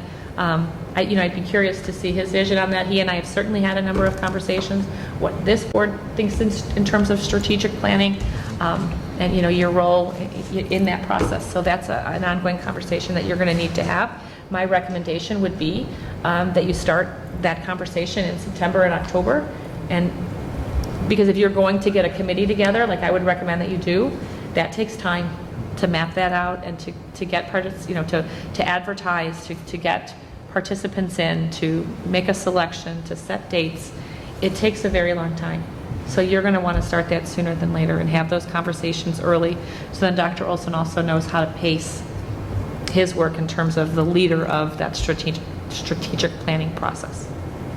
So I just have a couple of comments that I've made over the last couple of years, and I know we're better at it, but I'm always concerned about the handoff from the elementary schools to the middle schools, and how well we do that, especially in the social emotional area. And I'm always concerned, and you've heard me talk about hanging signs, that we focus on making the education, the day-to-day movement of our children and the education as quietly and as smoothly as possible, that we don't identify, we don't have a teacher coming to a door saying you need special reading, Right. it's time for you to go to class, Sarah. And that's what I call hanging signs. We've gotten better at that. We really have, but I will probably always bring it up for 4 years that we don't forget about it. or 8. Or 8. Or 16, 20. But Get carried away. that's something that's always in the back of my mind when we Noted. discuss Yes, education. I know. And I agree, we have gotten a lot better at that, but You know, just going back to the other point of not having a board member, sorry to beat a dead horse, but I think it would be important. I mean, I know Dr. Borelli attended May 29th, but it probably would have been nice if, you know, a current board member were able to attend the last, that last steering committee meeting, just, you know, so that we could have, you know, some type of deeper understanding of what happened. I mean, the slides are helpful, but I This is feel the like it's such a broad this is the same overview. presentation. Right. Yeah, basically. And It is. Okay, so they didn't get into substantive issues, No. okay. But still. this is it. I understand. I think what Carol is saying is that for transitioning, Right, Yes. right. it really, it just helped when you're in it. Sure. It helps you understand how to, or like just get the transition better. So I agree at some point before this vision, you know, this vision gets completed in 2020, that we should probably have a transition so that when we're creating a new committee for the next coming 4 years, we're not just cutting a knife, and we're actually transitioning certain members. Maybe some will fold over to the new committee, and then some board members will fold over as well. So it's more of a smooth transition. So I definitely agree with the idea. Any other questions before we move on? Okay, thank you for that. Thank you. You still get the mic, I think. Yeah, I do. We're moving on to first reading of Press 100 and the review of policy 720 and 718. Okay, so as I've done I'll do in the past, I will call out the policy. I'll let you know if we've made any changes, and then policy by policy, if you have any questions, comments, concerns, let me know now. And if there's anything that I need to further research, I will note it. And then when this comes back for second read and ultimately approval at the July meeting, Eric will have notes in terms of what he needs to do to get these policies ready for approval. So Rebecca, hopefully you're still there, and Carol are my two new board representatives on the policy committee. And for the most part, I would say, and it was their first time going through, these were, most of them that came through were that 5-year review. So Press has a way in which they track and to make sure that policies are reviewed at least every 5 years. Sometimes it's before then if there's a legislative change or if there's a new policy that's needed. Like, for example, 4:190, it has to do with, targeted violence prevention. But for the vast majority of these policies, it was an annual, a 5-year review rather, so there weren't a lot of changes. So this should be, a fairly straightforward process for us. So 2:220 has to do with the school board, powers and duties of the school board, indemnification. There were no changes with the district committee or the board committee. Did any member of the board have any questions for 2:220? No? Not seeing any. 2:40, still with the school board, has to do with board member qualifications. Pretty straightforward. No substantive change from Press. 2:250, board member term of office. No change, just a 5-year review. Any board comment? No? Tell me if I'm going too fast. No. 2:160, board member removal from office. Another 5-year review. 2:250, access to district public records.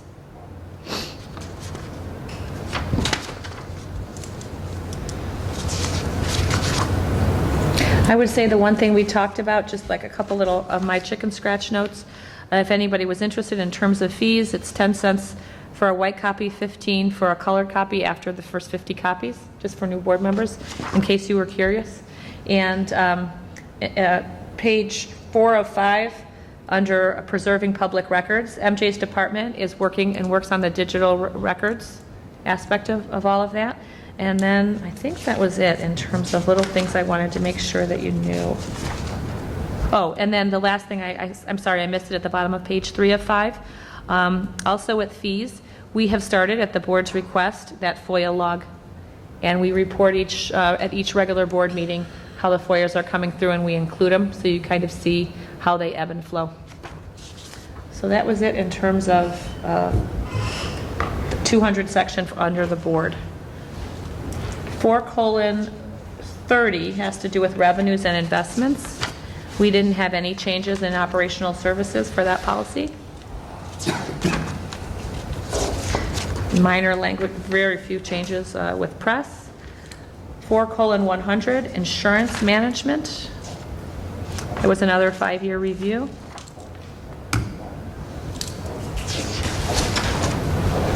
4:100, we revised, and this was approved at the 4/22 board meeting. So this policy was already revised ahead of when Press wanted to revise it, because we wanted it to match our practice in terms of we don't allow teachers to transport students anywhere. Kids are really supposed to take the school transportation, the school bus, to an extracurricular activity. Parents are allowed to drive them home with written permission from an event, even though we prefer they ride to and from their interscholastic activities on the bus, because it is part of team building and camaraderie to be on a loud, smelly, hot bus together. So that's transportation. 4:150, again under operational services, facility management and building programs. We did note from the district policy committee on page 1 of 3, second paragraph, last sentence, where it says alterations to buildings or grounds when the total cost will exceed $12,500. Our board policy has been for that number to be $25,000 before we seek board authorization to spend the money. And that is really because if we had to come to you every time we wanted to spend $12,501, we would have a real log jam in terms Your of... meeting would be long. Pardon? The meeting would be really long. Would be long, and it would also slow down any ordering and offerings. And that mirrors your statutory authorization for spending. Correct. It does, Superintendent. yes, indeed. So that is just a point of explanation for the group here. New policy, 4160, environmental quality of buildings and grounds. And there were no changes there. That was a 5-year review. 4:190, this is a new policy in the state of Illinois. It has to do with targeted school violence program prevention. The changes are under construction, but I will tell you that the targeted school violence prevention program, we have building crisis teams, we have district crisis teams, we have clinicians that serve on those teams. So we have supports and services in place for students. What we're really trying to do here is get our clinicians and our teachers more training so they know what signs to look for in terms of children that might be in distress or might pose a threat before they become a threat. So what we have is the policy, the way it's written, is working for us. We have some supporting documents. What's under construction for us are these accompanying administrative procedures. How do we operationalize this targeted school violence prevention program? Who serves on the team? What's our flow chart? What's our documentation process? When do we enlist mental health professionals? When do we enlist the support, if ever, of law enforcement if we were to need to? What's the process for communicating with parents, our concerns, and so on and so forth? So the administrative procedures are what's under construction and should be ready for review or implementation, rather, when the school year starts. The administrative procedures are internal documents for the leadership team to use, because that explains how we operationalize these policies. So Dr. Frost and her team are finalizing those details for implementation at the beginning of the school year. I apologize, I have a very sore throat. Policy 5:10 under general personnel. This was a 1-year review with minor changes. And the one thing I wanted to make sure that the board knew relative to this policy around equal employment opportunities and minority recruitment, that we do target minority universities, and we also look to 207 and where they recruit, and if they have any minority applicants that they maybe haven't hired, they send them our way. So we really are trying to diversify our teaching staff. When we look at our data, though, we don't have a large number of diverse applicants applying to work in Park Ridge. When I was an assistant superintendent over in Skokie, and Skokie was much more diverse than Park Ridge, we had some minority applicants, but they really tend to want to work in a school system that mirrors where they see faces that look like theirs in the student body. So they would work in Evanston, they'd want to work at CPS. We just don't have as many minority candidates applying, but Joel did say we really do actively try to recruit as many as we can. So that was just a point of information for this board, so you know that we have a policy and we do try to do that as often as we can. 5:250 under professional personnel, leaves of absence. This was a minor adjustment was made. They changed, I think, just one word. But this does really track with not only the policy, but with our collective bargaining agreement. A lot of this is negotiated in terms of leaves of absence, and ours certainly does align. 5:330, sick days, vacation, and holidays, and I could say ditto. It really does track with our collective bargaining agreement. When we get a policy like this, we cross-reference it with our 3 bargaining groups to make sure that the language mirrors it, and it does. Okay, 6:65 has to do with instruction. Sorry, I jumped ahead. No, I didn't. Thank you. 6:15, school accountability, remote educational programs, only for districts that have programs in place. So this one wasn't applicable to us. Oh, I'm sorry, I jumped ahead again. School accountability, no changes. They really just changed the ISBE language. And I did want to point out to number 5 on page 2 of 2, in accordance with Illinois School Code 5, we will annually administer a climate survey. Prior to this year, the state of Illinois allowed you every other year to administer the 5E. And now, per policy, we have to do that on an annual basis. So Dr. Lopez gives a report on 5E findings and results, kind of big picture, how did we score as a district, and that'll take place in the fall. Now we're on 6:60, student social and emotional development, and we've talked quite a bit about that. There was one minor change, and it really just was, you can see my cross out, kind of a sentence structure. We don't measure life success, but the rest of it we do. And I wanted to just point out on page 3 of 3 that we have a new tool that we're going to be putting in place this year called FastBridge. It will replace AIMS, and it will serve as an SEL, a component to an SEL screener that we're going to add. So we get some baseline information on how our children are feeling relative to their social, emotional well-being and health. 6:185, remote educational programs. That's the one that doesn't apply to us because we don't have an existing program in place. Moving on to 7:185, teen dating violence. We, with our teachers, have a GNC module, a global compliance network subscription. We have a lot of mandated trainings that we have to do, Corey Age, Aaron's Law, this teen dating violence. So teachers receive their professional development through online modules. And then it's also layered into our health curriculum because it is a very serious topic. And this policy then also links to 720 and 7180. So we're going to take next steps to just further train staff, and we try to do that at the beginning of the year during Institute Day.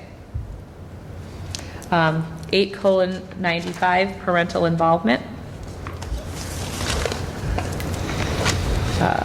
We did not have any changes to this policy. And then the periodic review policies. 720 has to do with harassment, bullying, and intimidation. We look at this annually. We use our PTA, PTO presidents to take a look at this on an annual basis. And then the other one has to do with 7:180, prevention of and response to bullying, intimidation, and harassment. We didn't have any changes. We just update the non-discrimination coordinators and compliance managers to reflect changes in staffing. Mm-hmm. And I think that's it. I just wanted to point out for 6:185, the remote educational program, we're not doing it now, but we discussed at the meeting that we're going to see what other districts do, and then we'll see in the future what that would look like. Right, if we're going to take the plunge with e-learning. I know. All right, thank you. Thank you. Any questions from the board before moving on to the next item? Okay, we're going to move on to the approval to award the contract for infill of Washington Auditorium. Before we went on to the specifics on this, I just wanted for the new board members to talk through, since we haven't really talked through this, and if Tony Luisi was here, I would have him do this. But whenever we're given a situation where we're voting on a bid, or a bid packet that's gone out, we are legally obligated to accept the lowest responsible bidder, and that's defined under state law. And the process, and Luann, jump in if I get this wrong here, but once it goes out, you put an RFP out, you receive sealed bids back in, those bids are opened, the staff determines whether or not the bids are responsible. With the architect. With the architect, right. But, our team determines whether or not those bids are responsible, and responsible can mean anything from, failing to comply with every checkbox that's in the RFP, to potentially their references not checking out, or there's some concern that they may not be able to perform the contract, variety of different things. But in the opinion then of administration and the architect, it's determined whether or not they're responsible. And once we determine the responsible bidder, then it just becomes a math game. I've seen, before I stopped looking at social media, I've seen this board and other boards in this town be accused of picking the quote cheapest because we want to be cheap and we want to, again, save money, and we're just trying to find the cheapest thing, and that results in us getting shoddy workmanship and bad construction. That is, one, not true, two, we're legally obligated to do so under state law. So once it's determined that the 3 bidders left are responsible of the 5 that turned in bids, it purely becomes a math game at that point, and it's the lowest of those 3 responsible bidders that are left on the table.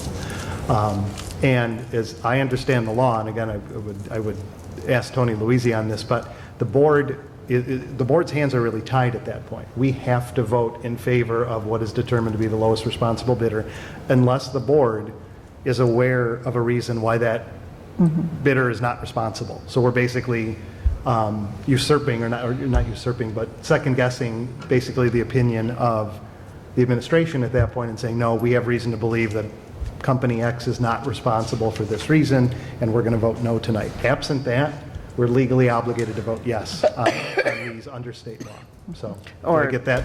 You can always choose to not accept a bid. True, but if we not accept a bid, then we're not accepting Correct. the whole Any enchilada, bid. and we're back to square one. Then we have to put the thing back out to bid. So, and obviously what the law is trying to get away from is that we see all the bids, and we really wanted contractor A, but contractor B was the cheapest, so we say, we're not going to accept him, and then we nudge contractor A and say, hey, buddy, make sure you Sharpen get a that little lower pencil, the next yeah. time. So that's what the law is trying to get around. But anyway, tonight we have a unique situation, but because of the timing of the meeting and when everything needs to get done, we actually don't have the bids in our possession. So what we are going to be doing instead, which is legally permissible, is to authorize Luann to go forward with the lowest responsible bidder in a situation not to exceed $300,000. So if for whatever reason she gets all the bids back and the lowest responsible bidder is $400,000, she's not authorized to do anything. So, thank you. Yep. So this is for the infill for the Washington Auditorium. Our bid opening is actually tomorrow morning at 8 a.m. So we will be accepting bids at that time. So this is kind of our first step in addressing the overcrowding issues at Washington School. And as Rick explained, this was scheduled to be brought to the board on Monday, but with the meeting being moved back, I talked to him about what we have done in the past, and I looked back and we did do it in this district before when we were buying the units for Carpenter School. You gave me the authority with a not to exceed amount, and then I will bring the bid back to the July 15th meeting for the board to ratify it. And you'll receive all the same information, so you'll see all of the bids and the recommendation from the architect, and that'll all be included just like normal. Yep. So again, just before we make the motion specifically on this authorization, I just want to tee it up one more time that what we are doing is kind of step one in multi-step here, but setting the stage, no pun intended, for us to be able to turn that room into a multi-purpose room. But for next year, for this coming school year, 1920, it is just going to be one big room. It's going to be an empty room with 4 walls, which can be used for virtually anything that the educators and the administration in that building want to do for this year. But we talked about it a bit the other night at the committee meeting, and actually it's one of the homework items that we've asked the architects to come back to at our very next meeting, and that is to have at least kind of a game plan of what we would potentially be doing to the room. Are we going to put in these foldable in-wall tables? Are we going to have a sound system? Are we going to have a removable stage, or a stage that can be taken? We have a mobile one that could be used in field and then could also be used at Washington and truck it around town. What kind of seating would we put in there? All of these different options. Several of the board or the committee members they wanted to see the sort of at least the vision for that room before they were willing to agree to commit to one of the options for the classrooms. I guess they want to really see it to believe it in what we're planning to do with that MPR. So that's what we're coming back to next time. This is just to get us, this 300,000 is really just to get us that big room with 4 walls. Right, the floor flattened. Yeah, a flat room with 4 walls.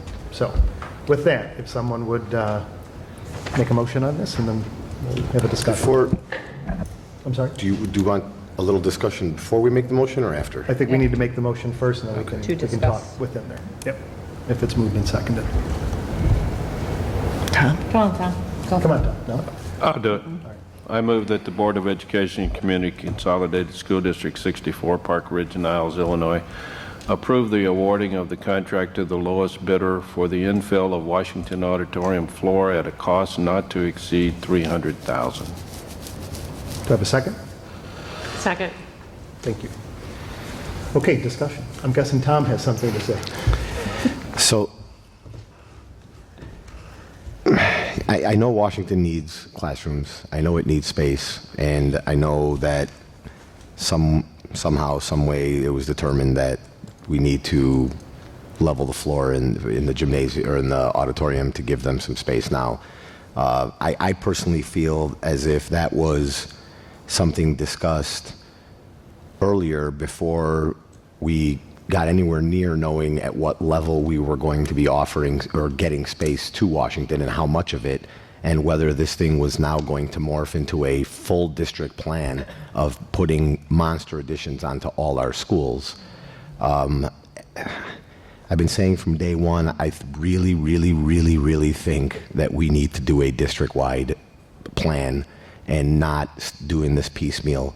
And kind of, the way the vestibules came about, if we start doing one school piecemeal, we are going to be forced to continue to do every school thereafter piecemeal. And I can't, in good conscience, continue to vote to keep spending money on piecemeal solutions when I know now from what I've learned the last several weeks, sitting in committee meetings and sitting in these meetings, that we are looking down the pike of a potential $20 to $30 million district-wide project. And Washington is in need of space. There is no question about whether Washington needs space. No one in the community should take what I'm saying now as anything more than wanting a district-wide plan, because now our eyes have been opened to potentially all our schools requiring something. If Washington is in need of 6 or 7 potential new rooms so that we can be ready well into the future, Franklin is also in need of those rooms. Carpenter is also in need of those rooms. Roosevelt is also in need of those rooms eventually. Field didn't get future build out. Field got just enough to get by now build out. And if we're going to be considering monster build out for Washington, then we need to be looking at it in a district-wide overview and not just as a piecemeal. And I cannot fiscally in good conscience make recommendations for one portion of a bigger magnitude project, and I can also not in good conscience just put blinders on and think just Washington, even though Washington is the one that has a really big problem right now. So without a much larger conversation, I would love to have a conversation as to what can we get away with at Washington, and what are the families of Washington willing to allow so that we can create a plan, a better plan for the entire district, and not just be thinking about our individual schools. We don't have the benefit of some of these Northbrook areas that have one school board per school. We are one school board for all our schools. And I'm just having a really hard time with this. Plus, we're looking at $300,000, and we don't know just infilling. So is that $300,000 worth of concrete and all whatever work is needed to make that level? I'm having a really difficult time with this. So what if we come back to what if the committee comes back and says this is what we should do at Washington, and now we just filled this auditorium and didn't have to? Well, so- and we could have left it as an auditorium, and potentially in that $6 million or $7 million worth of work at Washington, we could create a different area that could be classroom / multi-purpose room, or classrooms now and potentially multi-purpose room tomorrow, and we can keep the auditorium because there is a value in having it. Some people believe that there's a value in having an auditorium. I firmly believe that there is some sort of value if we're going to be spending $6 million to do other stuff. If we're looking to do the smaller project, then potentially this needs to happen because they would still need more space on top of the smaller project. But if we're going to move towards the larger project, then maybe this doesn't need to happen. So, I mean, I'm having a hard time that we continue to move forward. And I said this multiple meetings ago, so it's not like I'm coming in last minute saying, oh, hey, wait. We need to have large district conversations before we start adding millions of dollars to each school piecemeal. So I've got several responses to it, or at least comments to it. One is at the very beginning of that meeting on Tuesday night, I asked the committee to reiterate its feelings on both this, the work that we had proposed and already voted on doing to the auditorium, and also to the concept against the concept of building on an MPR. I mean, and the rationale behind using this room is that it's already there, for better or worse. Everybody knows this. I was a music major. That's what I did before doing all this. So if anybody on this board should be in favor of having an auditorium in the arts, it'd be me. That room, and I've been at that school for 13 years, it's not used. It is just not used in its current format. If it was flat and it could be converted to a stage at 1 minute and a recess room at the next and a lunchroom at the next, it would get used all day long. And the purpose of this sort of multi-step process is, one, to start with an open room, which gives us breathing room over these next several months to think about what it is we want to do. Tom, I don't disagree with you at all that we need to have the big conversation, because we do. And clearly what happened the other night made it abundantly clear that we could be looking at $30 million if that's one option. But I wanted to say something to what Dr. Hines said earlier when you were talking during your 2020 presentation about sort of the dream big and the fun, sexy stuff that we could do at the schools. Well, guess what? That $7 million project that we're going to bring to show you with the board ain't sexy or fun. It's 6 classrooms. Whoop-de-doo. It's not. There's nothing 21st century education in there. It's 6 friggin' classrooms that we would put on for $7 million. So if we really want to talk about dreaming and stuff, that's a completely different conversation. So if we're talking $30 million to add on to do these big monster expansions on every school, it's just to add classrooms, silly 900 square foot classrooms, and that's it, with nothing. That's not even talking about the furniture or smart boards or anything else. So again, I totally agree with you that that's a conversation we've got to have. So it goes hand in hand with the full day kindergarten, but it also, in the case of Washington, there's other options. And so I just wanted to finish one more thought on this, is one of the options that we looked at the other night was an option that was kind of in the middle. So it added 4 full-size classrooms. It took away a small amount of square footage from another existing classroom. So the net was really 4, with giving you, again, a room that kind of gets a teeny bit smaller. But if I recall correctly, that option could also be expanded onto in addition. Right. So for $4 million, we get 4 classrooms, which solves our immediate concerns. We do whatever we've got to do to the multi-purpose room. That gives us a real, true multi-purpose room with all the bells and whistles. And if we do full-day kindergarten, then we spend the extra $2 or $3 million to put on 3-4 more classrooms, and that gets us there. But it doesn't force our hand, which I agree with you totally on, that if we do it to Washington, it forces our hand, just like secured vestibules, to the rest of the district. And we wouldn't be in that. We wouldn't be in that position. So I don't see making this move as the one that triggers all those other dominoes falling down. I agree. The next meeting we have totally does. So I agree with you. I just wanted to keep reiterating how important it is for us to have this bigger picture, and I thought this was a good opportunity for me to say it again, twice in one meeting. But I'm also going to reiterate something else I heard at that meeting. If we do agree to do this, spend and level the floor, which, by the way, I am inclined to vote for.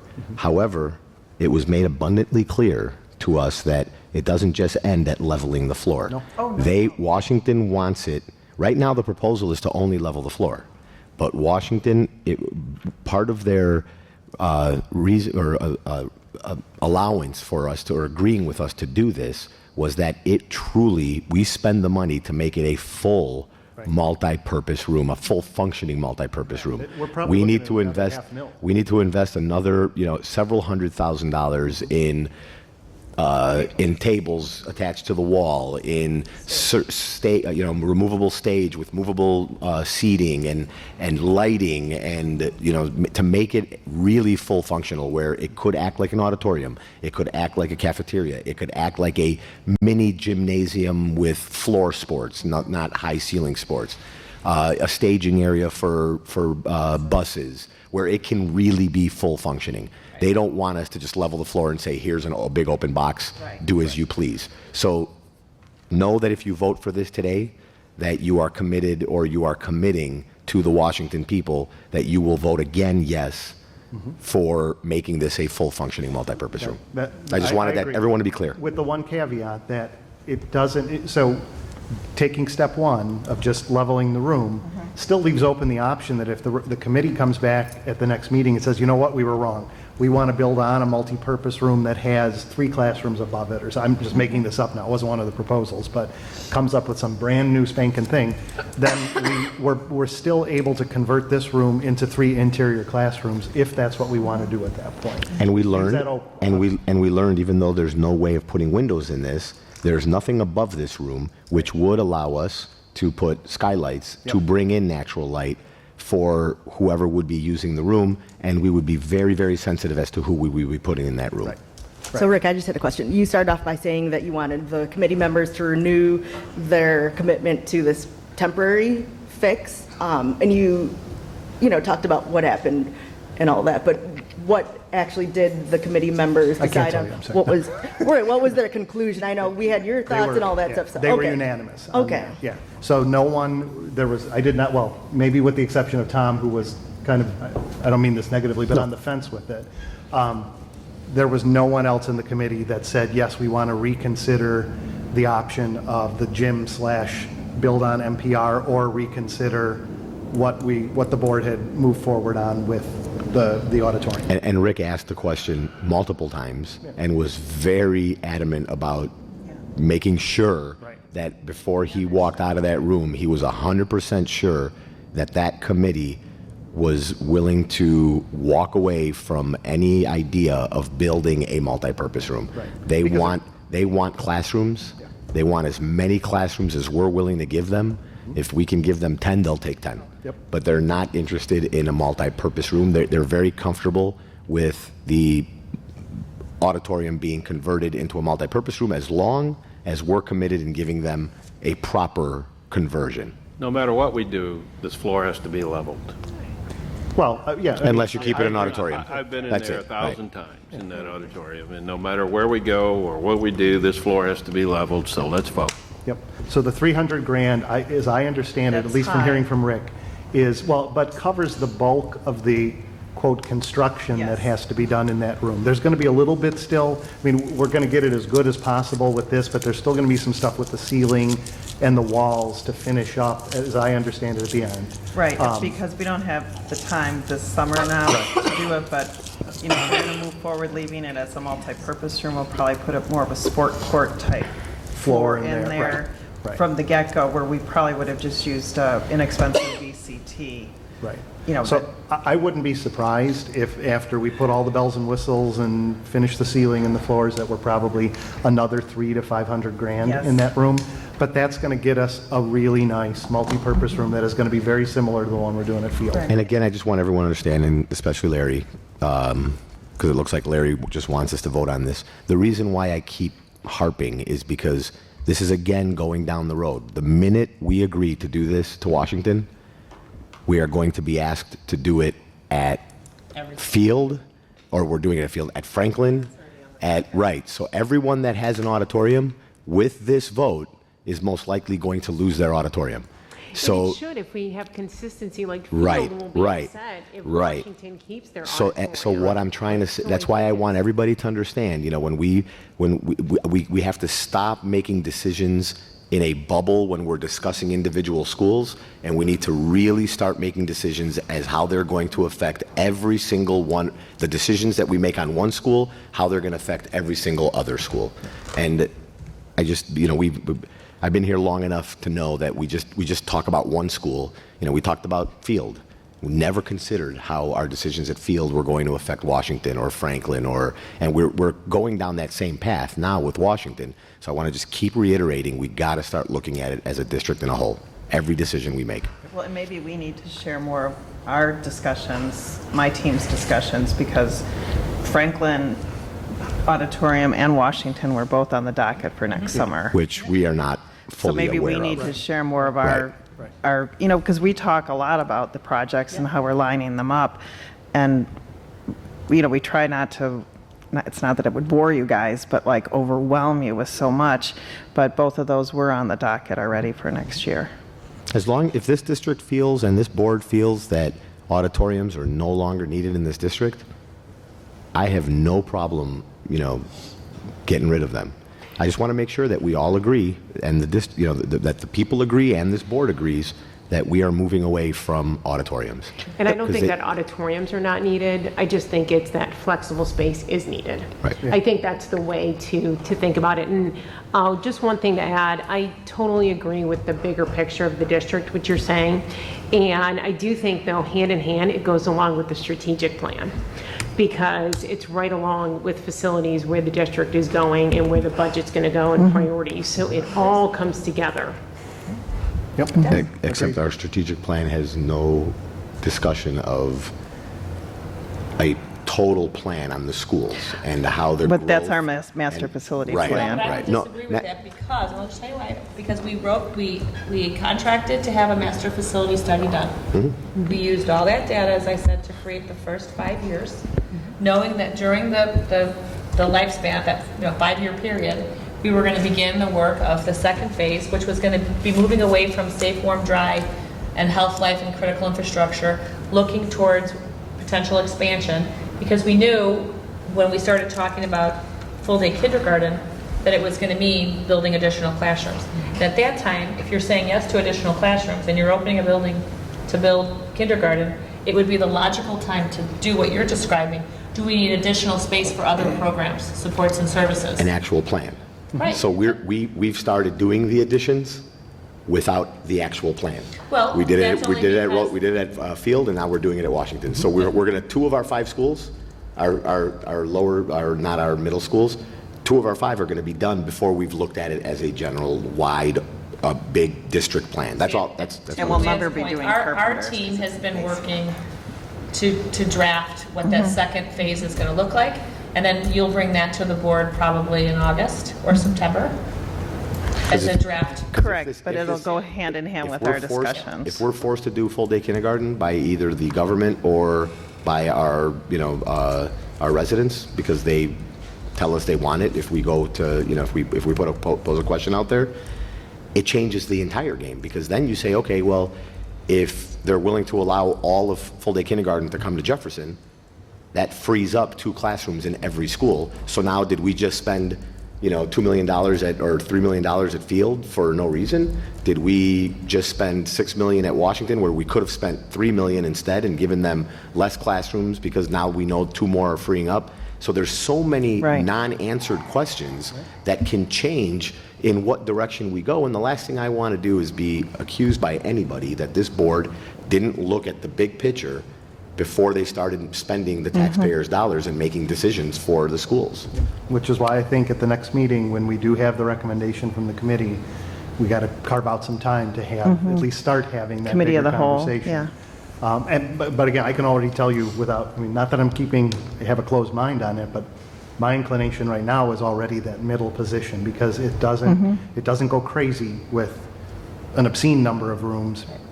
It gets us what we need, gets us through with four classrooms, definitely solves the problem. leaves open the potential for more, which wouldn't cost us as much as the first go-around because you're adding on to an addition you've already put there. But again, that's for another. And Washington, unlike some of the other schools I mentioned, absolutely need classrooms now. Yeah, absolutely. Because they've got people where they shouldn't be. So Washington definitely needs an addition of some sort, regardless of what the grand plan of the district is.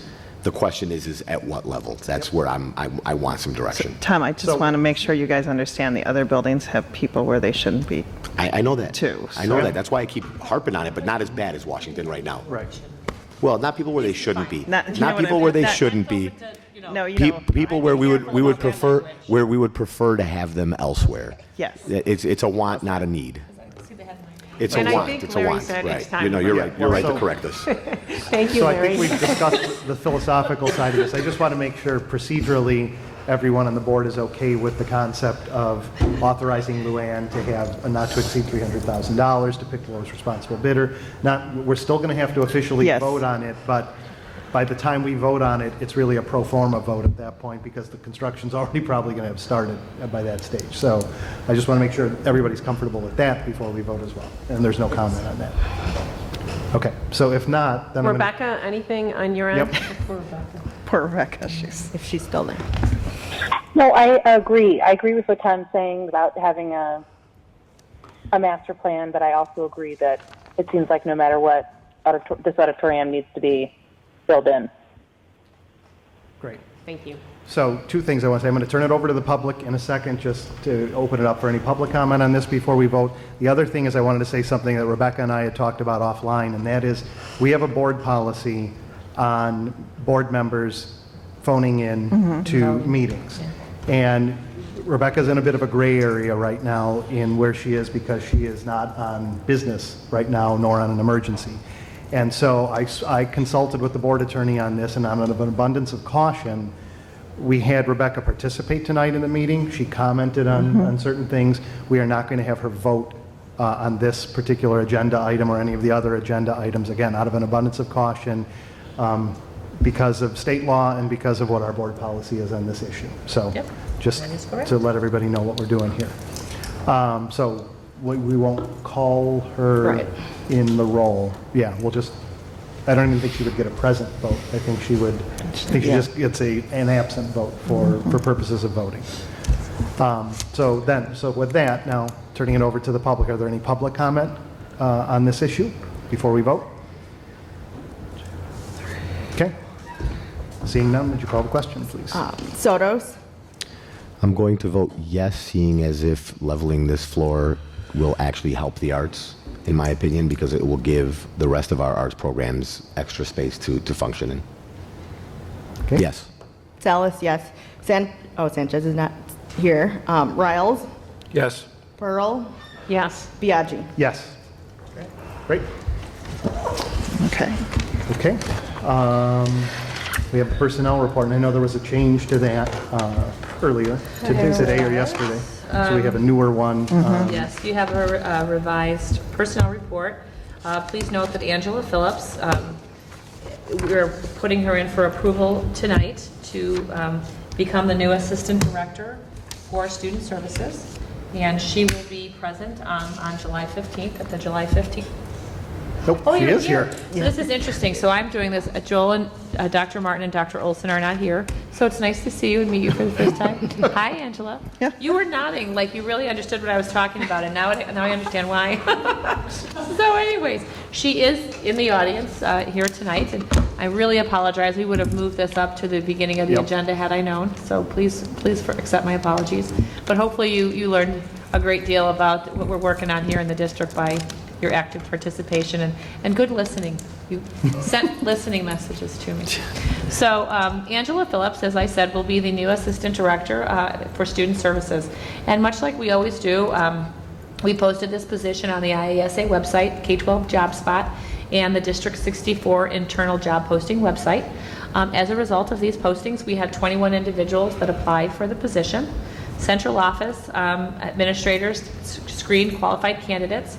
And from the initial screening, 3 candidates were brought forth to interview with an administrative committee consisting of central office, building, and special education department administrators. 2 candidates were then brought back and interviewed before a committee that was comprised of central office administrators and 11 special education department members. Dr. Martin writes that throughout the entire interview process, one of the candidates who stood out was Ms. Angela Phillips. Ms. Phillips has been an assistant director of special education for 2 years in North Chicago. Before working as an assistant director, she served as a division chair for special education for 2 years in Zion Benton Township High School. Prior to working as the department chair, she worked in nearby Deerfield School District 109 as an assistant principal at Shepherd Middle School and also as a self-contained special education teacher. Prior to working in Deerfield, you worked as a special education resource teacher in Grace Lake. So as you can see, she has a variety of experiences across different special educational settings. She has a master's degree from University of Phoenix in special education. One wonders what brought you back to a state like Illinois, but we're glad you came back. And she is currently working on her doctoral degree in administration with an anticipated completion from Loyola University in 2022. Great. So it is our sincere hope that the board approves Mrs. Phillips, and we can get her in with Mrs. Wan before she heads off to her new post in Huntley. Great. Well, welcome, Angela. So I don't think we're going to do it as a separate motion. It'll be part of our personnel report. She's on the personnel report. So with that, if someone would make a motion on the personnel report. I move that the Board of Education of Community Consolidated School District 64, Park Ridge-Niles, Illinois, approve the personnel report, noting that the personnel report is based on the recommendation of the superintendent and not upon the board's direct knowledge regarding any of the specific individuals selected for employment. Have a second? Second. Thank you. Denise has a second. Any discussion on the personnel report? Well, no. Sorry, you used up your time tonight. Any discussion? Okay.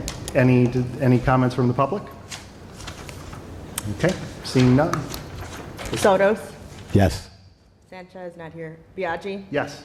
Salas, yes. Riles? Yes. Pearl? Yes.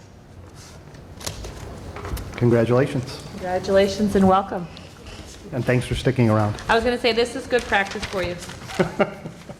Toughen you up. It's a short meeting. It is a short This is a short one. So we We have a haven't had a rather long one lengthy yet. consent agenda tonight, and consent agendas are never pro forma. There's important stuff on here, so I don't want to downplay that. I do want to make one comment in looking through the issues on here, just for something that kind of struck me as a bit of a misnomer, and Luann and Dr. Hines alluded to it earlier, but it's referred to on here as the abating working cash fund. And so abatement to most people normally you would think that we're abating $11 million back to the taxpayer. In this case, we are abating it to another fund within the school district. That is correct. So just so we're clear on that it's coming out of working cash and going into the capital fund so that we can use it for capital projects. That's correct. So that was it. So why don't we make a motion on the consent agenda? And, well, actually, before we make a motion, does anyone see any reason why we should be pulling out any one of the agenda or the consent agenda items out of there to vote separately on them? Because there might be a specific issue with one of them that needs to be discussed separately and apart from the rest. No? Seeing none? Okay. Then how about if we have a motion on the consent agenda, and then we can have debate if there's any discussion at that point. Give it a shot.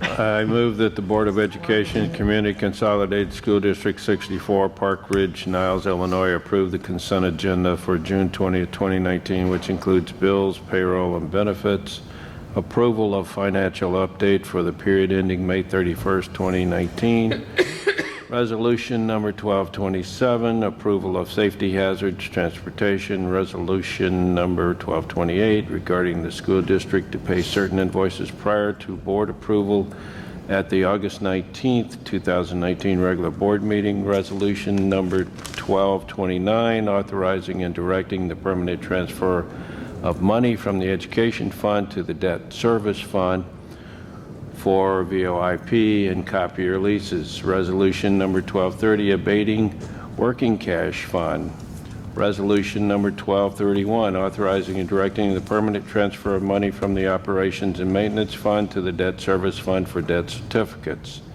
Approval of Consolidated District Plan. Approval of District 64 FOIA officers. Approval of Main Township School Treasurer depositories and the destruction of audio closed recordings. Bravo. Do I have a second? Second. Well, Denise has got all the seconds tonight. Larry, I missed something at the beginning. Could you read it again? Absolutely. Just sure. Backwards this time. backwards, yes, please. You want it in Korean? Yeah, there you go. All right, so are there any is there any discussion on any one of the issues or multiple issues on there tonight from the board? Okay, seeing none, anything from the public? And none from the public. Take a vote. Pearl, Yes. Biaggi, Yes. Riles, Yes. Sotos, Yes. Salas, yes. Okay. Last thing for us on the agenda is the Minutes. approval of minutes. So that is A9 in our packet. Any discussion?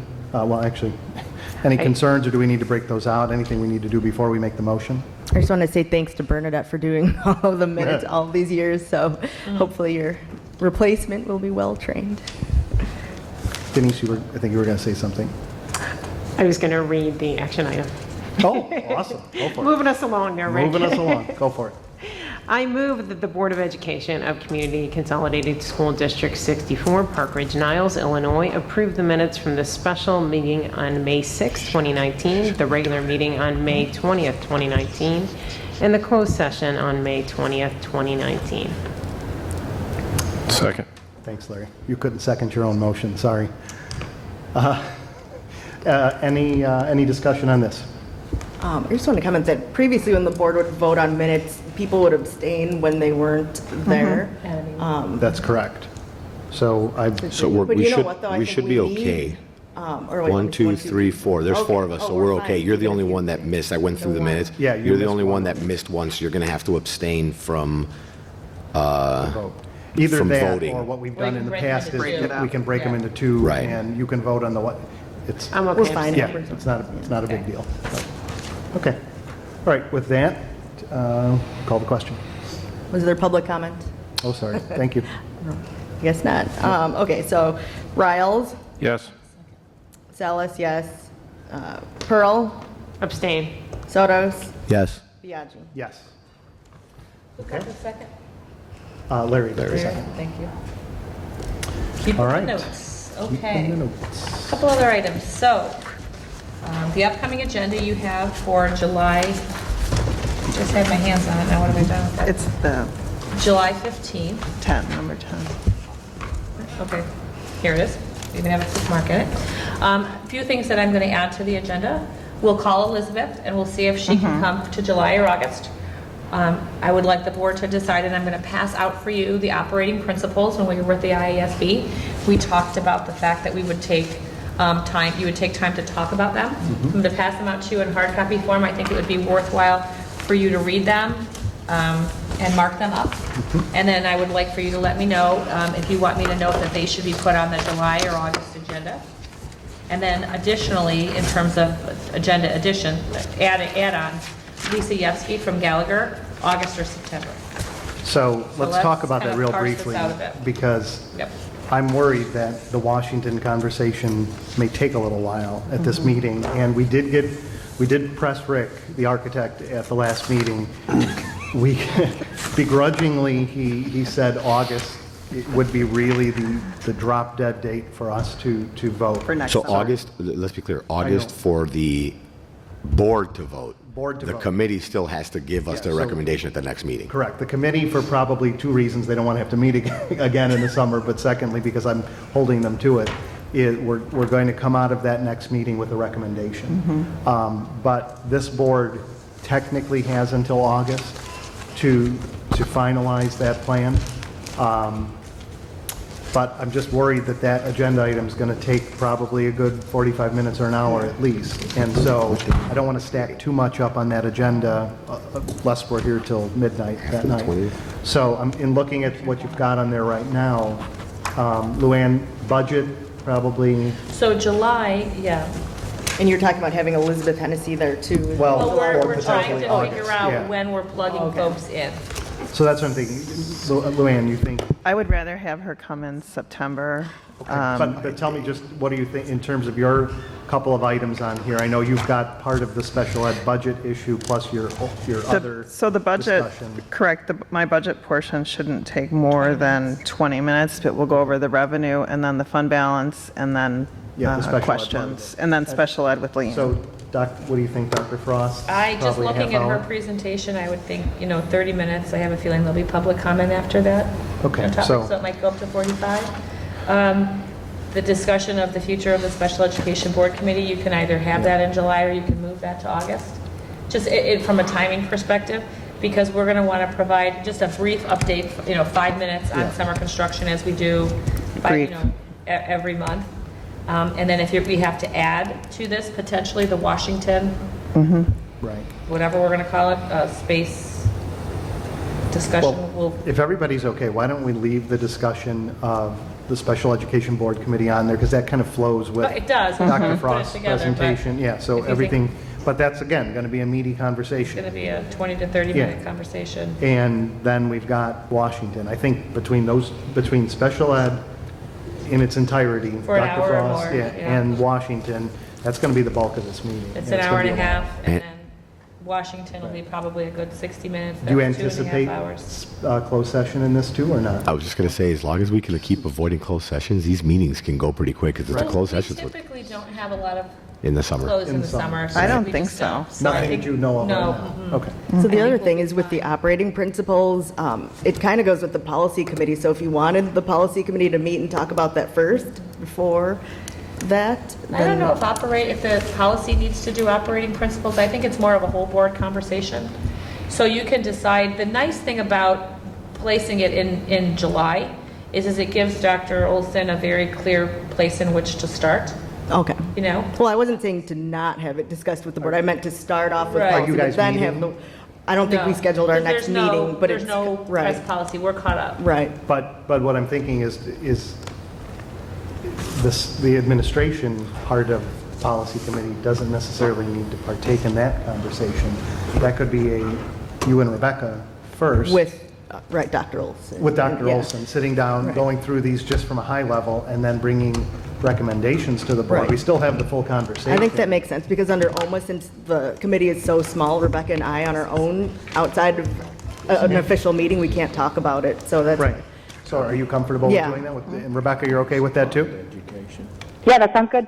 Okay, so why don't we plan? So you wait, guys- hang on, time out. she's So giving what, I'm confused, so help me out. So the policy, the board members of the policy committee are going to sit down with Dr. Olson first, before this July 15th meeting, and go through here, pick out if there's particular things that you guys have identified as needing changes, stuff that's missing, stuff that you want to have a discussion about. Nothing's going to be done there other than recommendations from the both of you to the board. And then we'll have the full discussion with the board at the July 15th meeting, with whatever recommendations you guys drill down on. Oh, but you know what, his schedule though too, so I don't know, we can't, I guess, decide that he's No, gonna be, but so I don't know. if it happens, Yeah, great, and if it okay. doesn't happen, we'll still have the conversation on July Yeah. 15th.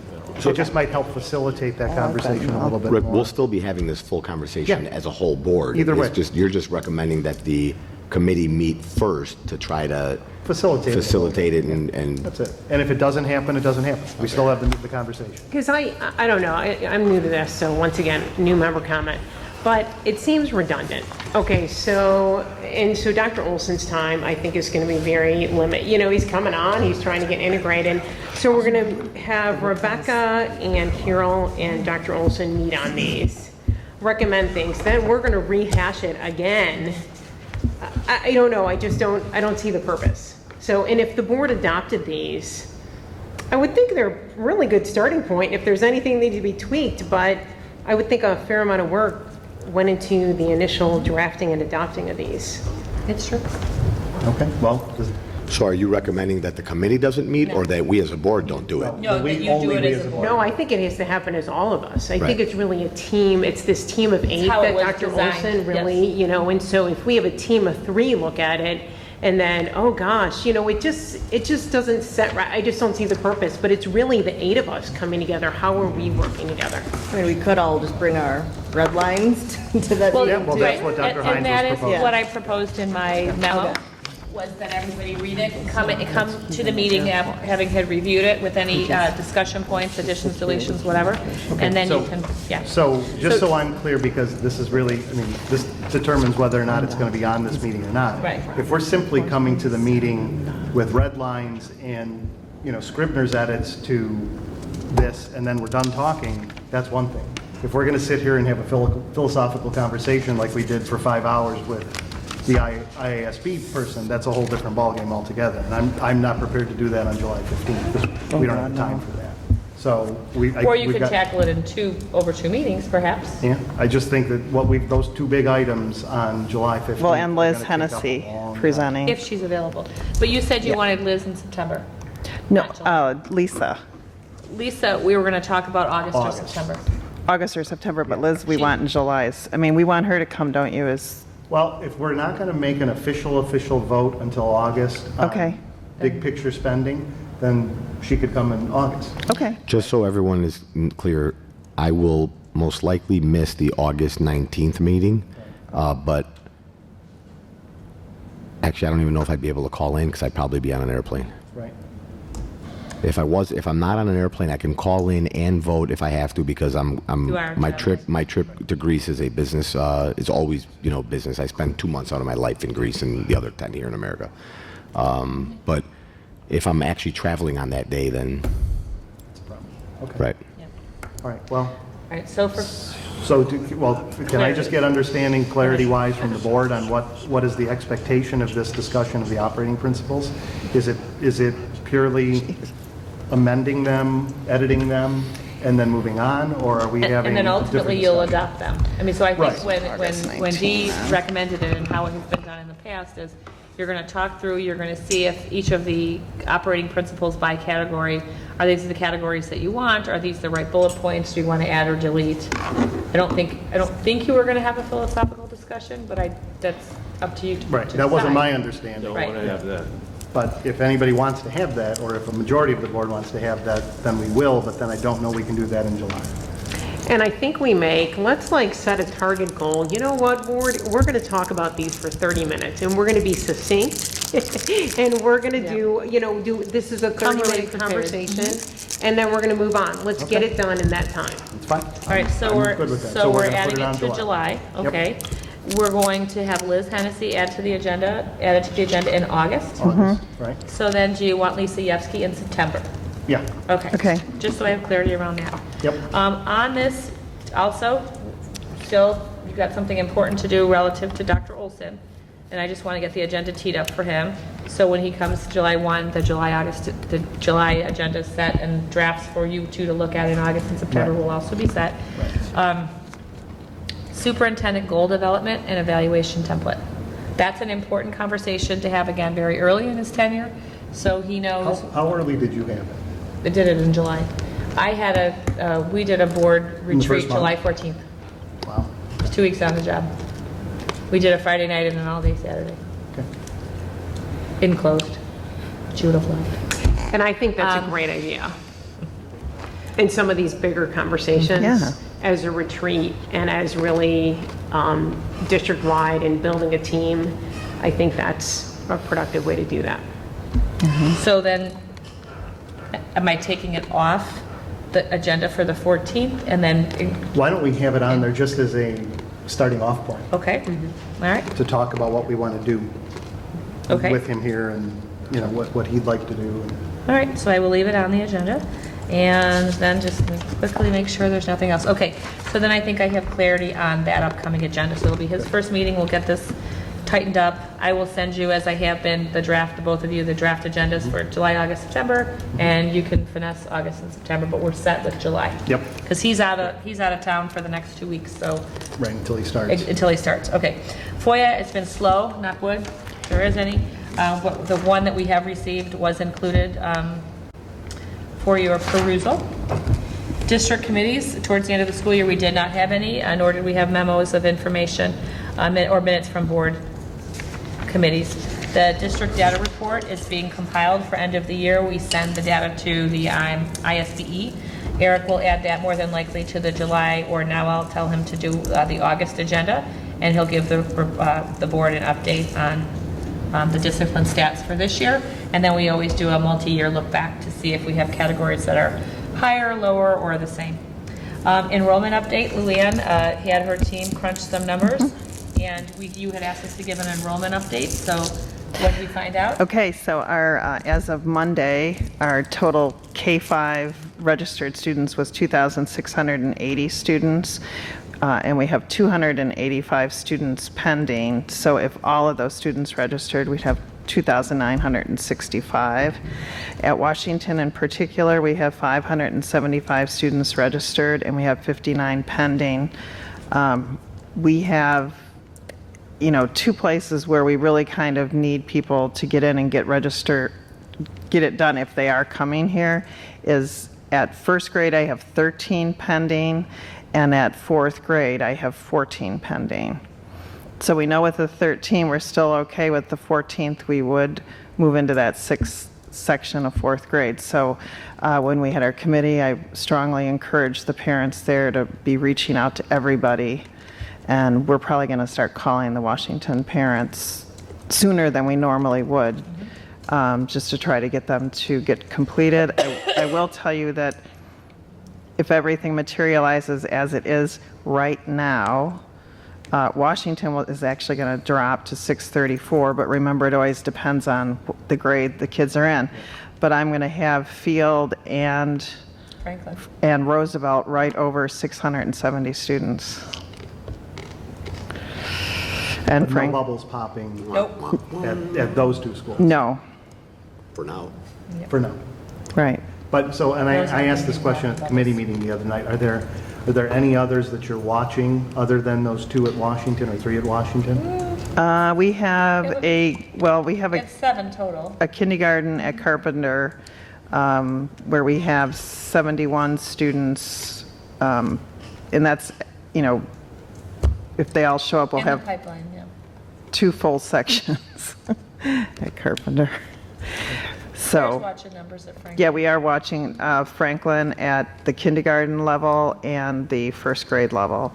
But for right now, everything looks, And there's one more, because you authorized us to go to 7, to hire for, if 7 bubbles burst, so there's 7 that we're watching. So, real quick recap on Washington. sure. As of right now, So K1 and 4. we're paying attention to kindergarten, grade levels. K1 and 4. Yeah. Anyone pop already? Nope. None of them have popped No, yet. fourth is the closest if all 14 individuals register. But when I say pending, I mean, this is people that have started registration, but last night I reported we had 10 fourth graders that are returning students that have done nothing. And we have, at first grade, we have 13 students that went to kindergarten here and have not started registration. So either they just haven't done it, or they're moving and haven't told us. So what we did, and Luann alluded to it a few minutes ago, then what we do every year with these bubbles is we have the principals and/or office staff come in and literally calling. call each family. And even if they've registered, you're coming, we have your paperwork, your plans haven't changed. The 10 of you or the 14 of you that haven't started, let's get busy. And what I've heard And- tonight is we plan on starting that process. I'm going to start it Sooner sooner. than later. Than we have in the past, just so that we can get a little jump start, head start. So we can at least get a We verbal. We need the public to help us here. Yes, If please. anyone's listening out there, we really, really, really need everyone to register their kids. We have been sending reminders, all kinds of e-blasts. It's been in every communication. I sent an email to Steph Daly the other night, asking her before she leaves at the end of next week to communicate with all the parents to not only to register, but also to start the process of calling, but to remind everybody to register. And then to give them, the Washington parents, an update about K1 and 4 and where are we within the bubble process, because in case anybody's interested, we want them to know kind of where we stand and what our latest numbers are. So we're still that'll happen. we're still in a position where none of them can go, or all Correct. 3 of them can go, It's highly unlikely that 2 of the 3 will go. There's one that we're watching, and it's 4th grade. and that one has the highest probability of bursting. If the 14 students Agreed. actually materialize. Gotcha. Okay? Okay. So we'll Wow. call those grade parents obviously first. WOW is underway. We did have a glitch, and thank you, Carol, for reaching out to us to alert us that there was an issue, because somebody put their just, kind of a nasty post on Facebook, didn't bother to contact anybody at the Department of Instruction about their concern or dissatisfaction with the online payment system that is used for WOW. So once we were alerted to the issue, we sent out a communication that I shared with the board, and Kathy in Lori's office was able to communicate with the one other parent that experienced the trouble with the active software and was taken down a path to sign up for a monthly subscription. So again, but thank you for communicating whenever there's an issue. We do like that direct communication. We can solve it, Facebook can't. So one last dig at Facebook. Silly question, but why do we use another system? Like there's My School Bucks or RevTrack, and then it is. That's a good question. I'm sure it's I mean, I can answer this because I know they're actually using the same software system that Park Ridge Park District uses, and it's because of the type of registration they're doing, because when a class fills, no one else can join. So they actually were bringing that software in the summer after I started. Department of Learning and Instruction was And what doing. happened last year was different than what it was this year. Last year when you signed on, Active popped up right away, and we were able to get them to enable it. So, they deactivated it, and it was then a non-issue. This year, they tacked it on at the end, and, but you had to really actively, as Dr. Lopez's information stated, you really had to do 3 or 4 steps before it took you down that rabbit hole. So Lori, when she gets back from vacation, will reach out to the company and let them know that it's our expectation that none of that be available. You shouldn't have to opt out. It shouldn't be part of our process, because it does feel a little dirty and a little deceitful, even though you have to actively engage with a number of clicks and procedures. And most of the 800 people knew not to do that, but for the few that didn't, it caused stress. So, we want to try to eliminate that if we can. Hiring, we're in a very good place. We just continue, and you'll get personnel reports. Joel, before he left on vacation, was trying to fill as many positions. It is our sincere hope that at the July meeting we have Bernadette's replacement brought before the board, so that transition work can take place. Just so you're not worried, Bernadette has graciously agreed to help get that July board packet together, since there won't be anybody in the communication department. She's wonderful. And she will also serve as a mentor during that transition. Typically, you'd have a week or 2 of overlap, but just based on the timing and Dr. Olson and Dr. Martin's availability to get this person in, it just hasn't happened yet, but it's hopefully going to be ready for July. So nothing to worry about. Bernadette's going to continue to help. Summer professional development and committee work continues to take place. The summer is always busy for the Department of Instruction. Construction is running smoothly. We've got a lot of moving parts, but Ron and Grant and Rick and the architecture departments, the construction companies are really kind of on track, and things are going well. And then we did confirm with operating principals in July. I think that's it for me, other than to say thank you for your years of service and your collaboration, and keep on trucking. And you know where to find me if you have any questions. You've got your cell number. Yep, we've got my cell number. I told Eric, if you ever need me, just call, and if I see it, it'll be like a bat signal. I'll pick up. Morning, noon, and night. So thanks. That's it. Thank you. Any new business? Okay. Do we have a motion to adjourn? We do. In record time. Second? I second. Thank you, Denise. All in favor? Eric? Aye. Opposed? Aye. Adjourned. All right. Lillian, would you mind? I did.